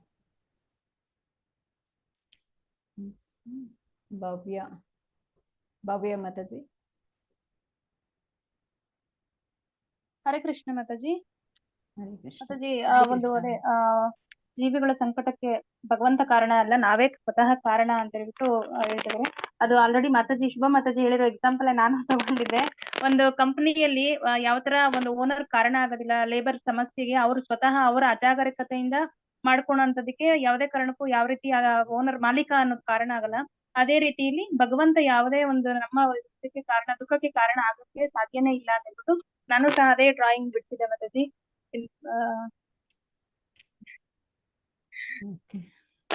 ಸೊ ಇದ್ರಲ್ಲಿ ಅರ್ಥ ಮಾಡ್ಕೊಬೇಕಾಗಿರೋದು ಏನಂತ ಹೇಳಿದ್ರೆ, ನಮ್ಮ ಟೀಮ್ ಅಲ್ಲಿ 5 ಜನ ಇದ್ವಿ ಮಾತಾಜಿ. ಅನಂತ್ ಕುಲಕರ್ಣಿ ಪ್ರಭು, ಮತ್ತೆ ಅಭಿ ರಾಮೇಶ್ವರ್ ಪ್ರಭು, ಮತ್ತೆ ಆಶಾ ಹೇಮಂತ್ ಮಾತಾಜಿ, ಮಂಜುಳಾ BN ಮಾತಾಜಿ, ಮತ್ತೆ ನಾನು 5 ಜನ ಇದ್ವಿ ಮಾತಾಜಿ. ಪಾಯಿಂಟ್ಸ್ ಇಬ್ರು ಮಾತಾಜಿಗಳು ಹೇಳಿದ್ರು ನನಗೆ, ಇನ್ನಿಬ್ರು ಔಟ್ ಸೈಡ್ ಇದ್ರು, ಅವ್ರು ಅನ್ಮ್ಯೂಟ್ ಮಾಡಕ್ ಆಗ್ಲಿಲ್ಲ. ಸೊ ಇದ್ರಲ್ಲಿ ನಾವು ಏನ್ ಅರ್ಥ ಮಾಡ್ಕೊಬೇಕಂತ ಹೇಳಿದ್ರೆ, ನಮ್ಮ ಸಂಕಟಗಳಿಗೆ ಯಾವುದಕ್ಕೂ ಭಗವಂತ ಕಾರಣ ಅಲ್ಲ. ಅಂದ್ರೆ ನಾವು ಐಹಿಕ ಸುಖ ಪಡೆಯೋದಕ್ಕೋಸ್ಕರ ನಮ್ಗೆ ಭಗವಂತ ಪ್ರಕೃತಿ ಕೊಟ್ಟಿದ್ದಾರೆ. ಆದ್ರೆ ನಾವ್ ಏನ್ ಮಾಡ್ತಾ ಇದೀವಿ ಅಂದ್ರೆ ಅದನ್ನ ಸರಿಯಾಗಿ ಬಳಸ್ಕೊಳ್ಳದೆ ಅದ್ರ ಇಂದ್ರಿಯ ತೃಪ್ತಿಗೋಸ್ಕರ ಮಾಡ್ತಾ ಇದೀವಿ. ಇಲ್ಲಿ ಏನ್ ಅರ್ಥ ಮಾಡ್ಕೊಬೇಕು ಅಂತ ಹೇಳಿದ್ರೆ ನಾವ್ ಏನೇ ಕರ್ಮ ಫಲಗಳನ್ನ ಮಾಡಿದ್ರೆ ಅದನ್ನ ಕೃಷ್ಣ ಪ್ರಜ್ಞೆಯಲ್ಲಿ ಮಾಡಿದ್ರೆ ನಾವು ಬಂಧನಕ್ಕೊಳಗಾಗೋದಿಲ್ಲ. ಸೊ ಸಿಂಪಲ್ ಆಗಿ ಅದನ್ನ ಅರ್ಥ ಮಾಡ್ಕೊಬೇಕು ಮಾತಾಜಿ. ಮತ್ತೆ ನಾವು ಕೃಷ್ಣ ಪ್ರಜ್ಞೆಯನ್ನು ನಿರಂತರವಾಗಿ ಮಾಡ್ತಾ ಇದ್ರೆ ನಾವು ಸದಾ ಆನಂದವಾಗಿರ್ತೇವೆ. ಆದ್ರೆ ನಾವೇನ್ ಮಾಡ್ತಾ ಇದೀವಿ ಅಂದ್ರೆ ಆತ್ಮರಾಗಿರಿ ರಾಮ ಆಗಿ ಅಂತ ಹೇಳಿದ್ರೆ ನಾವೇನ್ ಮಾಡ್ತಾ ಇದೀವಿ ಅಂದ್ರೆ ಗೃಹ ರಾಮರಾಗ್ತಾ ಇದೀವಿ. ಅಂದ್ರೆ ಅಲ್ಲಿ ಬಂಧನಕ್ಕೊಳಗಾಗ್ತಾ ಇದೀವಿ. ನನ್ನ ಮನೆ ನನ್ನದು ಅಂತ ಪ್ರತಿಯೊಂದು ನಂದು ನಂದು ನಂದು ಅಂತ. ಇಲ್ಲಿ 15ನೇ ಶ್ಲೋಕದಲ್ಲಿ 5ನೇ ಅಧ್ಯಾಯದಲ್ಲಿ ಹೇಳ್ತಾರೆ, 14ನೇ ಶ್ಲೋಕದಲ್ಲಿ ನಮ್ಮ ದೇಹವನ್ನ ಒಂದು ನಗರಕ್ಕೆ ಕಂಪೇರ್ ಮಾಡ್ತಿದ್ರೆ. ಅಂದ್ರೆ ಅಲ್ಲಿ ಏನ್ ಮಾಡ್ತಾ ಇದೀವಿ ಅಂದ್ರೆ ನಾನೇ ಓನರ್, ನಾನೇ ಇದಕ್ ಮಾಲೀಕ, ಇದೆಲ್ಲ ನನ್ನಿಂದನೇ ನಡೀತದೆ, ಇದಕ್ ನಾನೇ ಯಜಮಾನ ಅನ್ನೋ ತರ ನಾವು ಪ್ರತಿಯೊಂದ್ರಲ್ಲೂ ಅಲ್ಲಿ ನಡ್ಕೊಂತಾ ಇದೀವಿ. ಸೊ ಅಲ್ಲಿ ಒಂದು ಇದೆ ಆಗ್ತದೆ. ಮತ್ತೆ ಇದರಲ್ಲಿ 15ನೇ ಶ್ಲೋಕದಲ್ಲಿ 5ನೇ ಅಧ್ಯಾಯದಲ್ಲಿ ಇನ್ನೊಂದು ಹೇಳ್ತಿದ್ದಾರೆ ಶ್ಲೋಕ. ಇದರಲ್ಲಿ ಜೀವಿಯು ಮೇಲೇರಲು ಸಾಧ್ಯವಾಗುವಂತೆ ಭಗವಂತ ಅವನನ್ನು ಪುಣ್ಯ ಕಾರ್ಯಗಳಲ್ಲೂ ತೊಡಗಿಸುತ್ತಾನೆ, ನರಕಕ್ಕೂ ಹೋಗುವಂತೆ ಭಗವಂತ ಅವನನ್ನು ಪಾಪ ಕಾರ್ಯಗಳಲ್ಲೂ ತೊಡಗಿಸುತ್ತಾನೆ ಎಂದು ಸ್ಪಷ್ಟವಾಗಿ ಹೇಳುತ್ತದೆ. ಅಂದ್ರೆ ಕೌಶಿಕ ಉಪನಿಷತ್ತಲ್ಲಿ 3ನೇ ಅಧ್ಯಾಯ 8ನೇ ಶ್ಲೋಕದಲ್ಲಿ ಇದನ್ನ ಮಾಡ್ತಿದ್ರೆ. ಮತ್ತೆ ಇನ್ನೊಂದು ಹೇಳ್ತಿದ್ರೆ ಮೋಡಗಳಿಗೆ ಹೋಲಿಸ್ತಿದ್ರೆ. ಗಾಳಿ ಯಾವ ಕಡೆ ಜೋರಾಗಿ ಬೀಸುತ್ತೆ ಅವಾಗ ಮೋಡಗಳೆಲ್ಲ ಚದರಿ ಹೋಗ್ಬಿಡ್ತಾ ಇದೆ. ಸೊ ನಾವು ಅದೇ ತರ ತಪ್ಪು ಮಾಡ್ತಾ ಇದೀವಿ. ನಾವು ಸರಿಯಾದ ರೀತಿಯಲ್ಲಿ ನಮ್ಮ ಇದನ್ನ ಬಳಸ್ಕೊಂತಾ ಇಲ್ಲ. ಸಾಗರ ಯಾವ ತರ ಅಲೆಗಳು ಬಂದಾಗ ಯಾವ ರೀತಿ ಬಂದು ದಡಕ್ ಬೀಳ್ತಾ ಇರ್ತೀವಿ, ನಾವು ಈ ಸಂಸಾರ ಸಾಗರ ಅನ್ನೋ ಬಂಧನದಿಂದ ಆಚೆ ಬರ್ಬೇಕಂದ್ರೆ ಕೇವಲ ಕೃಷ್ಣ ಪ್ರಜ್ಞೆಯಲ್ಲಿದ್ರೆ ಮಾತ್ರ ಸಾಧ್ಯ ಆಗುತ್ತೆ. ಇಲ್ಲಾಂದ್ರೆ ಯಾವುದೇ ಕಾರಣಕ್ಕೂ ಆ ಸಾಗರದಿಂದ ನಾವು ದಾಟಿಕೊಂಡು ಆಚೆ ಬರಕ್ಕೆ ಸಾಧ್ಯನೇ ಇಲ್ಲ. ಇವೆಲ್ಲ ಇದರ ಅರ್ಥ ಏನಂದ್ರೆ ನಮ್ಮ ಕರ್ಮ ಬಂಧನಗಳಿಗೆ ಯಾವುದೇ ಕಾರಣಕ್ಕೂ ಭಗವಂತ ಕಾರಣ ಅಲ್ಲ. ನಾವು ಕೃಷ್ಣ ಪ್ರಜ್ಞೆಯಲ್ಲಿದ್ರೆ ಮಾತ್ರ ಆ ಸಂಕಟಗಳಿಂದ ಆ ಸಾಗರದಿಂದ ಆಚೆ ಬರಕ್ಕೆ ಮಾತ್ರ ಸಾಧ್ಯ ಆಗುತ್ತೆ ಅಂತ ಹೇಳ್ಬಿಟ್ಟು ಅರ್ಥ ಮಾಡ್ಕೊಬೇಕು ಮಾತಾಜಿ. ಹರೇ ಕೃಷ್ಣ. ಹರೇ ಕೃಷ್ಣ ಮಾತಾಜಿ. ಹರೇ ಕೃಷ್ಣ. ಉಷಾ ಮಾತಾಜಿ.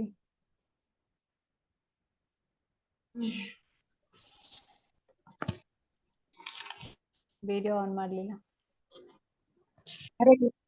ಹರೇ ಕೃಷ್ಣ ಮಾತಾಜಿ. ಹರೇ ಕೃಷ್ಣ ಮಾತಾಜಿ. ಹರೇ ಕೃಷ್ಣ. ಹರೇ ಕೃಷ್ಣ. ಓಕೆ, ನಿಮ್ದು ನೆಟ್ವರ್ಕ್ ಪ್ರಾಬ್ಲಮ್ ಇದೆಯಾ?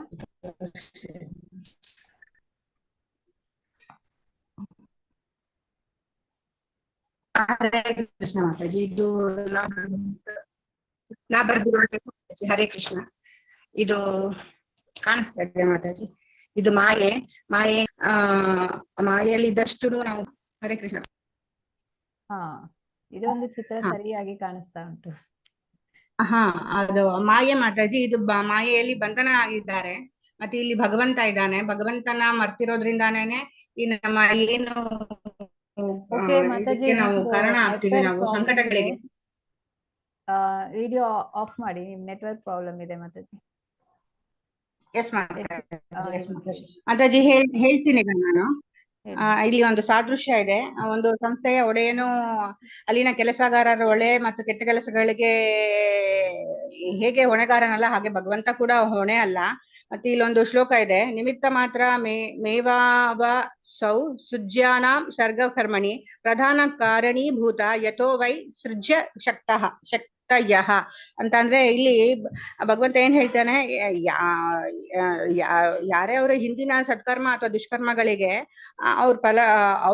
ಅವರ ಒಂದು ಇದಕ್ಕೆ ಅವರೇ ಬದ್ಧರಾಗಿರ್ತಾರೆ. ಇದಕ್ಕೆ ಭಗವಂತ ಹೊಣೆ ಅಲ್ಲ ಅಂತ ಇಲ್ಲಿ ಹೇಳ್ತಾ ಇದ್ದಾರೆ.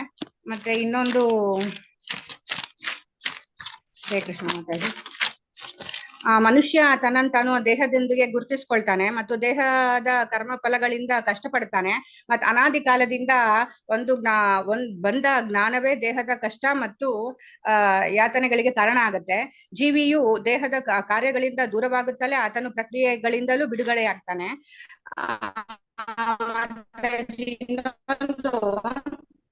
ಭಗವಂತನು ಸರ್ವಶಕ್ತನು, ಜೀವಿ ಸರ್ವಶಕ್ತನಲ್ಲ. ಭಗವಂತ ವಿಭು ಮತ್ತು ಜೀವಿ, ಆದರೆ ಅಪೇಕ್ಷೆಯನ್ನು ಸರ್ವಶಕ್ತನಾದ ಭಗವಂತನು ಮಾತ್ರ ಪೂರೈಸಬಲ್ಲ. ಆಮೇಲೆ ಆಸೆಯು ಜೀವಿಯ ಬದ್ಧತೆಯ ಒಂದು ಸೂಕ್ಷ್ಮ ರೂಪ. ಮನುಷ್ಯನು ಒಂದು ರೀತಿಯಲ್ಲಿ ಭಗವಂತನು ಮತ್ತೊಂದು ರೀತಿಯಲ್ಲಿ ತೀರ್ಮಾನವನ್ನು ಮಾಡುತ್ತಾನೆ. ಎಲ್ಲರ ವಿಷಯದಲ್ಲಿಯೂ ತಟಸ್ಥನಾಗಿರುವುದರಿಂದ ಅತ್ಯಲ್ಪ ಸ್ವಾತಂತ್ರ್ಯ ಉಳ್ಳ ಜೀವಿಗಳ ಆಸೆಯಲ್ಲಿ ಕೈ ಹಾಕುವುದಿಲ್ಲ. ಆದರೆ ಯಾವಾಗ ಮನುಷ್ಯ ಭಗವಂತನು ಅವನನ್ನು ವಿಶೇಷ ರೀತಿಯಲ್ಲಿ ನೋಡಿಕೊಳ್ಳುತ್ತಾನೆ. ಹರೇ ಕೃಷ್ಣ ಮಾತಾಜಿ. ಹರೇ ಕೃಷ್ಣ. ಧನ್ಯವಾದ ಮಾತಾಜಿ, ಚೆನ್ನಾಗಿ ಹೇಳಿದ್ರಿ. ಹರೇ ಕೃಷ್ಣ. Thank you. ಇಲ್ಲಿ ವ್ಯಕ್ತಿ ತಾನು ಮಾಡುವಂತ ಕರ್ಮಗಳಿಗೆ ತಾನೇ ಕಾರಣ. ಸೊ ಇಲ್ಲಿ ಮೂಲ ಕಾರಣ ಭಗವಂತ ಅಂತ ಅನ್ಸಿದ್ರು ಕೂಡ, ಅಂದ್ರೆ ಅವನು ಎಲ್ಲ ವ್ಯವಸ್ಥೆಯನ್ನು ಮಾಡಿಕೊಡ್ತಾನೆ ಪ್ರಕೃತಿಯ ಮೂಲಕ. ಸೊ ಪ್ರಕೃತಿಯ ಸಹಾಯದಿಂದಲೇ ಎಲ್ಲ ಕೆಲಸ ಕೂಡ ನಡೀತಿದ್ರು ಕೂಡ ಆ ಕರ್ಮ ಫಲಕ್ಕೆ ಅದಕ್ಕೆ ಜೀವಿಯೇ ಕಾರಣ.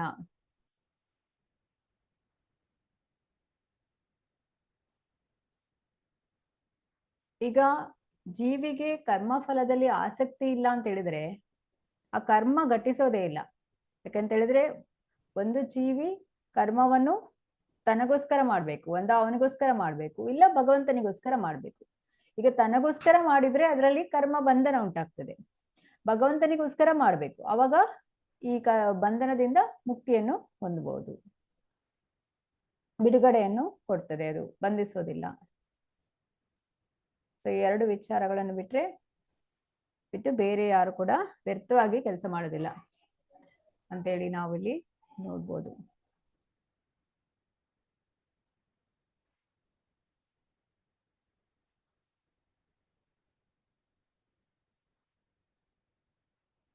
ಓದುವವರು ಹ್ಯಾಂಡ್ ರೈಸ್ ಮಾಡ್ಬೋದು.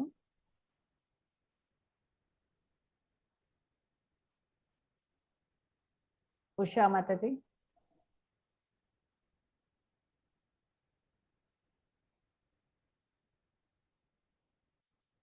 ಲಕ್ಷ್ಮೀ ಡಿ ಮಾತಾಜಿ. ಹರೇ ಕೃಷ್ಣ ಮಾತಾಜಿ. ಹರೇ ಕೃಷ್ಣ. ಜವಾಬ್ದಾರಿ. ಕಳ್ಳನಂತೆ ಅವನು ದೇವರನ್ನು ಪ್ರಾರ್ಥಿಸುತ್ತಿದ್ದಾನೆ.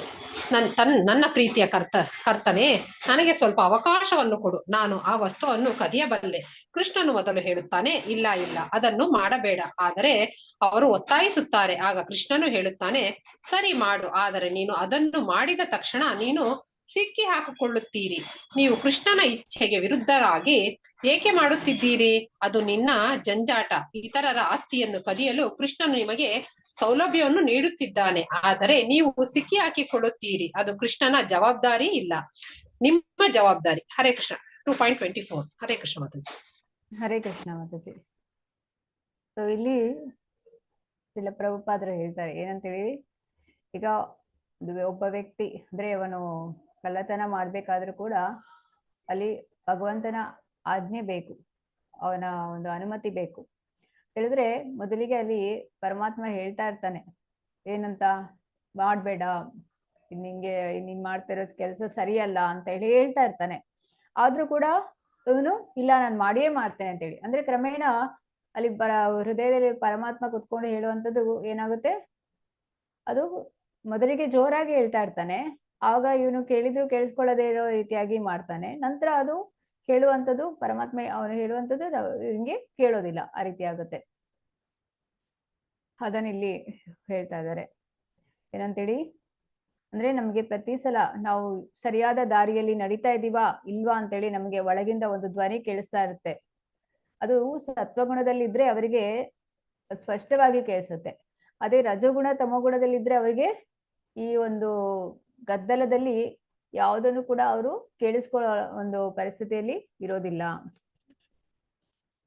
ಹಾಗೆ ಇಲ್ಲಿ ಹೇಳುವಂಥದ್ದು, ಯಾವುದೇ ವ್ಯಕ್ತಿ ಕಾರ್ಯವನ್ನು ಮಾಡ್ಬೇಕಾದ್ರೆ ಅಲ್ಲಿ ಅನುಮತಿ ಬೇಕು, ಭಗವಂತನ ಅನುಮತಿ ಬೇಕು.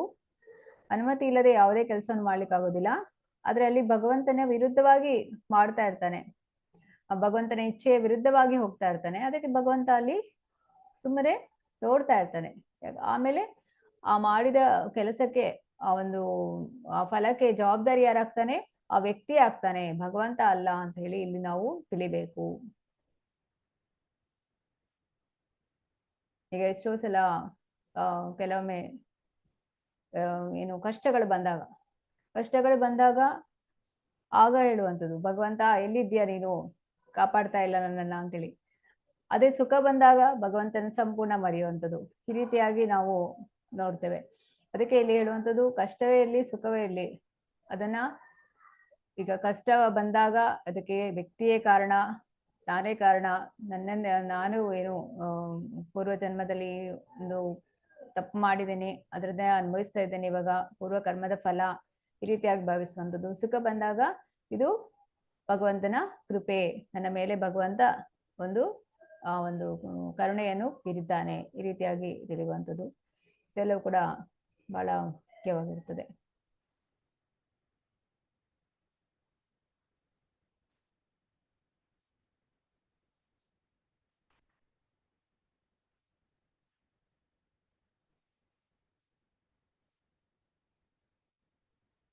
ಶುಭ ಮಾತಾಜಿ. ಹರೇ ಕೃಷ್ಣ ಮಾತಾಜಿ. ಹರೇ ಕೃಷ್ಣ. ಹೇಮಂತ, ಭಗವಂತ ನಿಮಗೆ ಅನುಮತಿ ನೀಡಬಹುದು, ಆದರೆ ಸಂತೋಷ ಮತ್ತು ದುಃಖವನ್ನು ನೀವು ತೆಗೆದುಕೊಳ್ಳಬೇಕಾಗುತ್ತದೆ. ನೀವು ಅನುಮತಿಯನ್ನು ಒತ್ತಾಯಿಸುತ್ತೀರಿ, ನಾನು ಇದನ್ನು ಮಾಡಲು ಬಯಸುತ್ತೇನೆ, ಮತ್ತು ಅನುಮತಿ ಇಲ್ಲದೆ ನೀವು ಅದನ್ನು ಮಾಡಲು ಸಾಧ್ಯವಿಲ್ಲ. ಆದ್ದರಿಂದ ಕೃಷ್ಣನು ನಿಮಗೆ ಅನುಮತಿ ನೀಡುತ್ತಾನೆ. ಸರಿ, ನೀವು ಅದನ್ನು ಮಾಡುತ್ತೀರಿ, ಆದರೆ ನಿಮ್ಮ ಅಪಾಯದಲ್ಲಿ ನೀವು ಅದನ್ನು ಮಾಡಬೇಕೆಂದು ಕೃಷ್ಣನು ಬಯಸುವುದಿಲ್ಲ, ಆದರೆ ನೀವು ಅದನ್ನು ಮಾಡಲು ಬಯಸುತ್ತೀರಿ, ಆದ್ದರಿಂದ ಅವನು ಅನುಮತಿ ನೀಡುತ್ತಾನೆ. ಹರೇ ಕೃಷ್ಣ ಮಾತಾಜಿ. ಹರೇ ಕೃಷ್ಣ ಮಾತಾಜಿ, ಧನ್ಯವಾದಗಳು. ಸೊ ಇಲ್ಲಿ ಭಗವಂತ ಎಲ್ಲರ ಹೃದಯದಲ್ಲಿ ಪರಮಾತ್ಮನಾಗಿದ್ದಾನೆ.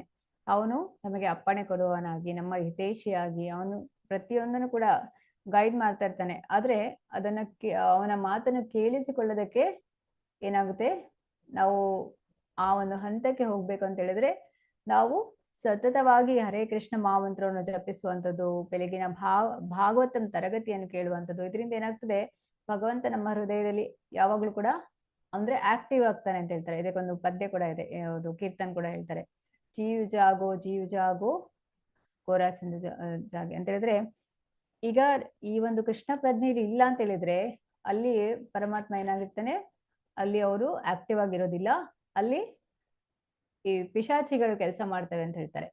ಅಂದ್ರೆ ನಮ್ಗೆ ಇಷ್ಟ ಬಂದಾಗೆ ನಾವು ಮಾಡುವಂಥದ್ದು. ಅಲ್ಲಿ ಭಗವಂತನನ್ನು ಅನುಮತಿಯನ್ನು ಅಂದ್ರೆ ಭಗವಂತ ಇದ್ದಾನೆ, ಅವನ ಮೂಲಕವೇ ಇದೆಲ್ಲ ಮಾಡ್ತಾ ಇದ್ದೀವಿ, ಇದು ಯಾವುದು ಕೂಡ ನಾವು ಯೋಚನೆ ಮಾಡೋದಿಲ್ಲ, ನಮ್ ಇಷ್ಟ ಬಂದಾಗೆ ಮಾಡ್ತಾ ಇರ್ತೇವೆ. ಸೊ ಹಾಗೆ ಯಾವಾಗ ಕೃಷ್ಣ ಪ್ರಜ್ಞೆಗೆ ಬರ್ತೇವೆ ಆವಾಗ ನಮ್ಗೆ ತಿಳಿಯುತ್ತೆ, ಅಂದ್ರೆ ಗುರುಗಳ ಒಂದು ಸಹಾಯದಿಂದ ನಾವು ತಿಳಿತಾ ಬರ್ತೇವೆ. ಎಲ್ಲವೂ ಕೂಡ ಭಗವಂತನ ಅನುಮತಿ ಮೇರೆಗೆ ನಾವು ನಡೆಯುವಂಥದ್ದು, ಭಗವಂತನ ಇನ್ಸ್ಟ್ರಕ್ಷನ್ಸ್ ಇರುತ್ತೆ, ಅದನ್ನು ಫಾಲೋ ಅಪ್ ಮಾಡ್ಬೇಕು, ಎಲ್ಲವೂ ಕೂಡ ತಿಳಿತಾ ಬರ್ತದೆ. ಹಾಗೆ ಇಲ್ಲಿ ಹೇಳುವಂಥದ್ದು, ನಾವು ಮಾಡುವಂತ ಕರ್ಮಕ್ಕೆ ನಾವೇ ಕಾರಣ. ಅಂದ್ರೆ ಆ ಕೆಲಸವನ್ನು ನಾವು ಮಾಡ್ಬೇಕು ಅಂತ ಒತ್ತಾಯಿಸೋದು ಕೂಡ ನಾವೇ. ಕೃಷ್ಣನನ್ನು ಒತ್ತಾಯಿಸ್ತೇವೆ, ಕೃಷ್ಣನಿಗೆ ಇಷ್ಟ ಇರೋದಿಲ್ಲ, ಆದ್ರೆ ನಾವು ಒತ್ತಾಯಿಸ್ತೇವೆ. ಇದು ನಮಗೆ ತಿಳಿಯುವುದು ಯಾವಾಗ, ನಾವು ಕೃಷ್ಣ ಪ್ರಜ್ಞೆಗೆ ಬಂದ್ರೆ ಮಾತ್ರ ನಮ್ಗೆ ಇದೆಲ್ಲವೂ ಕೂಡ ತಿಳಿತಾ ಹೋಗ್ತದೆ.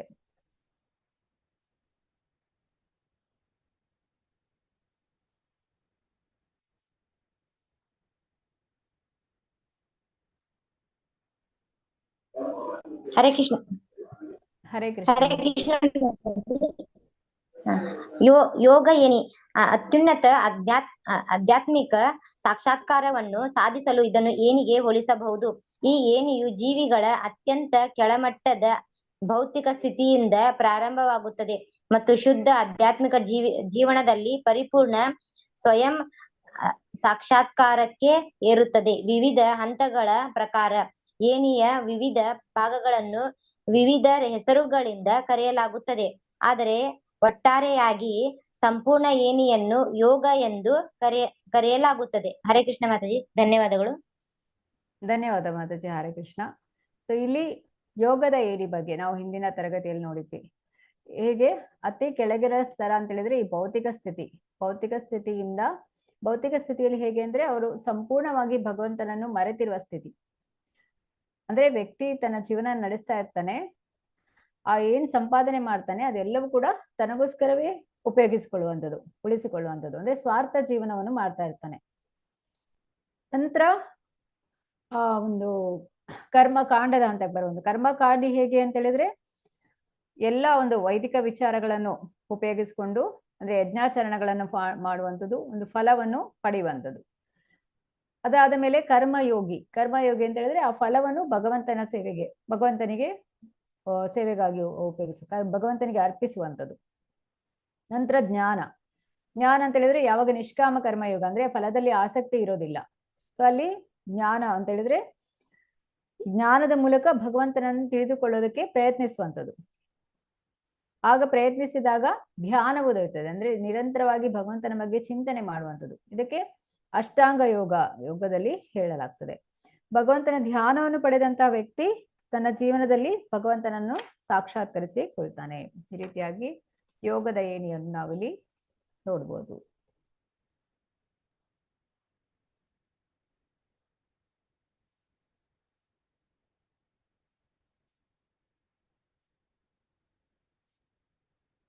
ಶೋಭಾ ಮಾತಾಜಿ.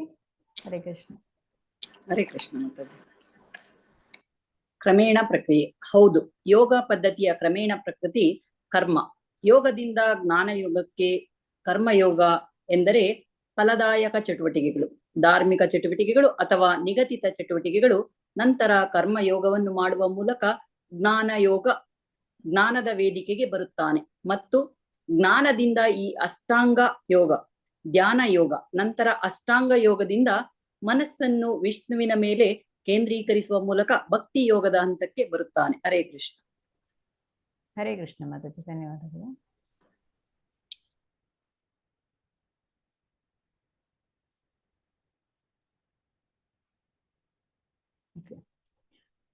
ಇಲ್ಲಿ ಈಗ ಯೋಗದ ಏಣಿಯ ಬಗ್ಗೆ ಇಲ್ಲಿ ವಿವರಿಸ್ತಾ ಇದ್ದಾರೆ. ಹೇಗೆ ಮೊದಲು ವ್ಯಕ್ತಿ ಕರ್ಮಕಾಂಡದಿಂದ ನಂತರ ಕರ್ಮಯೋಗಕ್ಕೆ ಬರುವಂಥದ್ದು, ಕರ್ಮಯೋಗದಿಂದ ಜ್ಞಾನಯೋಗವನ್ನು ಪಡೆದಂತ ವ್ಯಕ್ತಿ ಭಗವಂತನ ಧ್ಯಾನದಲ್ಲಿ ತೊಡಗ್ತಾನೆ. ಯಾಕಂತ ಹೇಳಿದ್ರೆ ಜ್ಞಾನ ಬಂದಾಗ ವ್ಯಕ್ತಿಗೆ ಭಗವಂತನ ವಿಚಾರ ಅರ್ಥ ಆಗ್ತದೆ. ಸೊ ಕರ್ಮಯೋಗದ ಮೂಲಕ ವ್ಯಕ್ತಿಯು ಭಗವಂತನನ್ನು ಪ್ರೀತಿಸ್ಲಿಕ್ಕೆ ಶುರು ಮಾಡ್ತಾನೆ.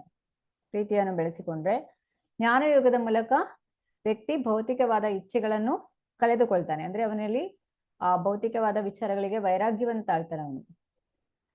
ಹೀಗೆ ಪ್ರಗತಿಯನ್ನು ಸಾಧಿಸಿದಂತ ವ್ಯಕ್ತಿ ನಿರಂತರವಾಗಿ ಭಗವಂತನ ಚಿಂತನೆಯನ್ನು ಮಾಡುವಂತ ಶಕ್ತಿ ಅವನಿಗೆ ಬರ್ತದೆ. ಅಂದ್ರೆ ಅದನ್ನು ಧ್ಯಾನ ಯೋಗ ಅಂತ ಹೇಳಿ ಇಲ್ಲಿ ಹೇಳುವಂಥದ್ದು. ಸೊ ಅಷ್ಟಾಂಗ ಯೋಗದ ಬಗ್ಗೆ ನಾವು ಮುಂದಿನ ಅಧ್ಯಾಯದಲ್ಲಿ ವಿವರವಾಗಿ ತಿಳಿಯಲಿದ್ದೇವೆ.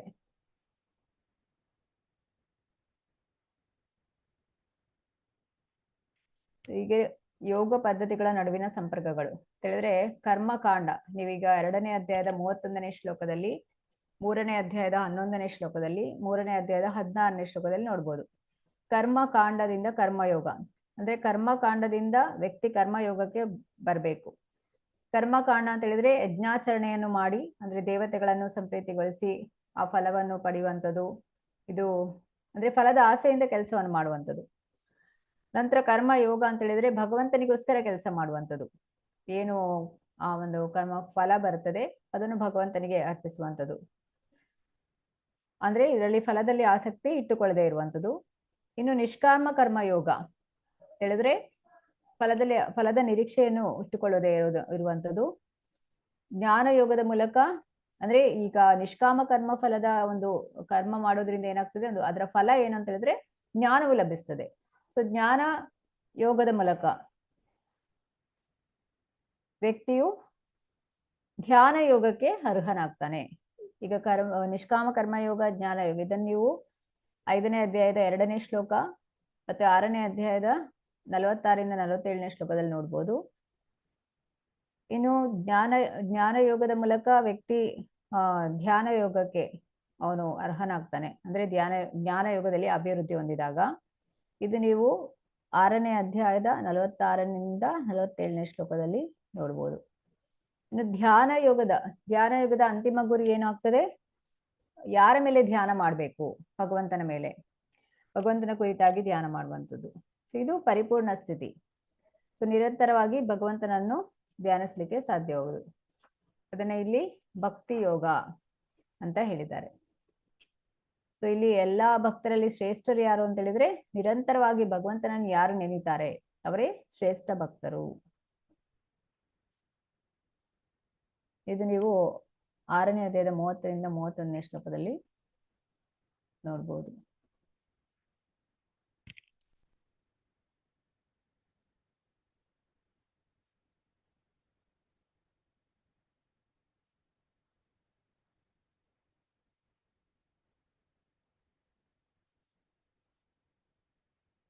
ಮಂಜುಳಾ ಮಾತಾಜಿ, ಹರೇ ಕೃಷ್ಣ. ಹರೇ ಕೃಷ್ಣ ಮಾತಾಜಿ. ಹರೇ ಕೃಷ್ಣ. ಓದಿ. ಯೋಗದಿಂದ ಜ್ಞಾನ ಯೋಗ. ಪೂರ್ಣ ಜ್ಞಾನದಿಂದ ಮಾಡಿದ ಕಾರ್ಯ ಚಟುವಟಿಕೆಗಳು ಮನುಷ್ಯನು ನಿಜವಾದ ಜ್ಞಾನವನ್ನು ಬೆಳೆಸಿಕೊಳ್ಳಲು ನೆರವಾಗುತ್ತದೆ. 5.2 ಪರ್ಪೋರ್ಟ್. ಕರ್ಮಯೋಗದಲ್ಲಿ ಜ್ಞಾನವು ವೈರಾಗ್ಯವು ಹೆಚ್ಚಿದಾಗ ಆ ಹಂತವನ್ನು ಜ್ಞಾನ ಯೋಗ ಎಂದು ಕರೆಯುತ್ತಾರೆ. ಹರೇ ಕೃಷ್ಣ ಮಾತಾಜಿ. ಧನ್ಯವಾದ ಮಾತಾಜಿ, ಹರೇ ಕೃಷ್ಣ. ಸೊ ಇಲ್ಲಿ ವ್ಯಕ್ತಿಗೆ ಸರಿಯಾದಂತಹ ಒಂದು ಜ್ಞಾನದಿಂದ ಅವನ ಕೆಲಸವನ್ನು ಮಾಡೋದು ಹೇಳಿದ್ರೆ ನಿಷ್ಕಾಮ ಕರ್ಮ ಅಂತ ಹೇಳಿದ್ರೆ ಫಲವನ್ನು ಭಗವಂತನಿಗೆ ಅರ್ಪಿಸಿದಾಗ, ಅಂದ್ರೆ ಅಲ್ಲಿ ಏನು ನಿಷ್ಕಾಮ ಕರ್ಮ ಮಾಡಿದಾಗ ಏನ್ ಫಲ ಬರ್ತದೆ ಅದು ಜ್ಞಾನ ಅಂತ ಹೇಳಲಾಗ್ತದೆ. ಸೊ ಜ್ಞಾನವು ಬೆಳೆದಾಗ ವ್ಯಕ್ತಿಯಲ್ಲಿ ವೈರಾಗ್ಯವು ಉಂಟಾಗ್ತದೆ. ವ್ಯಕ್ತಿಗೆ ಗೊತ್ತಾಗ್ತದೆ ಏನಂತೇಳಿ, ಜ್ಞಾನ ಅಂತ ಹೇಳಿದ್ರೆ ನಾನು ಈ ಶರೀರವಲ್ಲ, ನಾನು ಆತ್ಮ ಅಂತೇಳಿ ತಿಳಿಯುತ್ತೆ. ಸೊ ಅದು ಗೊತ್ತಾದ್ಮೇಲೆ ಅದಕ್ಕೆ ಸರಿಯಾಗಿ ಅವನು ನಡೆದುಕೊಳ್ಬೇಕು ಅಂತ ಹೇಳಿದ್ರೆ, ಈಗ ಇಷ್ಟರವರೆಗೆ ಶರೀರವನ್ನಷ್ಟೇ ಪೋಷಣೆ ಮಾಡ್ತಾ ಇದ್ದ, ಇನ್ನು ಶರೀರವನ್ನು ಪೋಷಣೆ ಮಾಡೋದ್ರ ಜೊತೆಗೆ ಆತ್ಮಕ್ಕೆ ಆಹಾರವನ್ನು ನೀಡಬೇಕು. ಆತ್ಮಕ್ಕೆ ಆಹಾರವನ್ನು ನೀಡುವುದಂದ್ರೆ ಹರೇ ಕೃಷ್ಣ ಮಹಾಮಂತ್ರವನ್ನು ನಿರಂತರವಾಗಿ ಪಠಿಸ್ಬೇಕು. ಅಂದ್ರೆ ಇಲ್ಲಿ ತಿಳಿತಾನೆ ವ್ಯಕ್ತಿ, ಅಂದ್ರೆ ಈ ಒಂದು ನನ್ನ ಅಸ್ತಿತ್ವಕ್ಕೆ ಕಾರಣ ಯಾರು, ನನ್ನ ಈ ಒಂದು ನಿಜವಾಗಿ ನನ್ನನ್ನು ಪೋಷಿಸುವವರು ಯಾರು, ಇದನ್ನೆಲ್ಲ ತಿಳಿತಾನೆ. ಆಗ ಅವನು ಭಗವಂತನನ್ನು ಕುರಿತು ಧ್ಯಾನವನ್ನು ಮಾಡುವಂಥದ್ದು. ಇದಕ್ಕೆ ಭಕ್ತಿ ಯೋಗ ಅಂತ ಆಗ್ತದೆ. ಅಂದ್ರೆ ನಿರಂತರವಾಗಿ ಭಗವಂತನನ್ನು ಚಿಂತಿಸುವ ಒಂದು ಶಕ್ತಿ.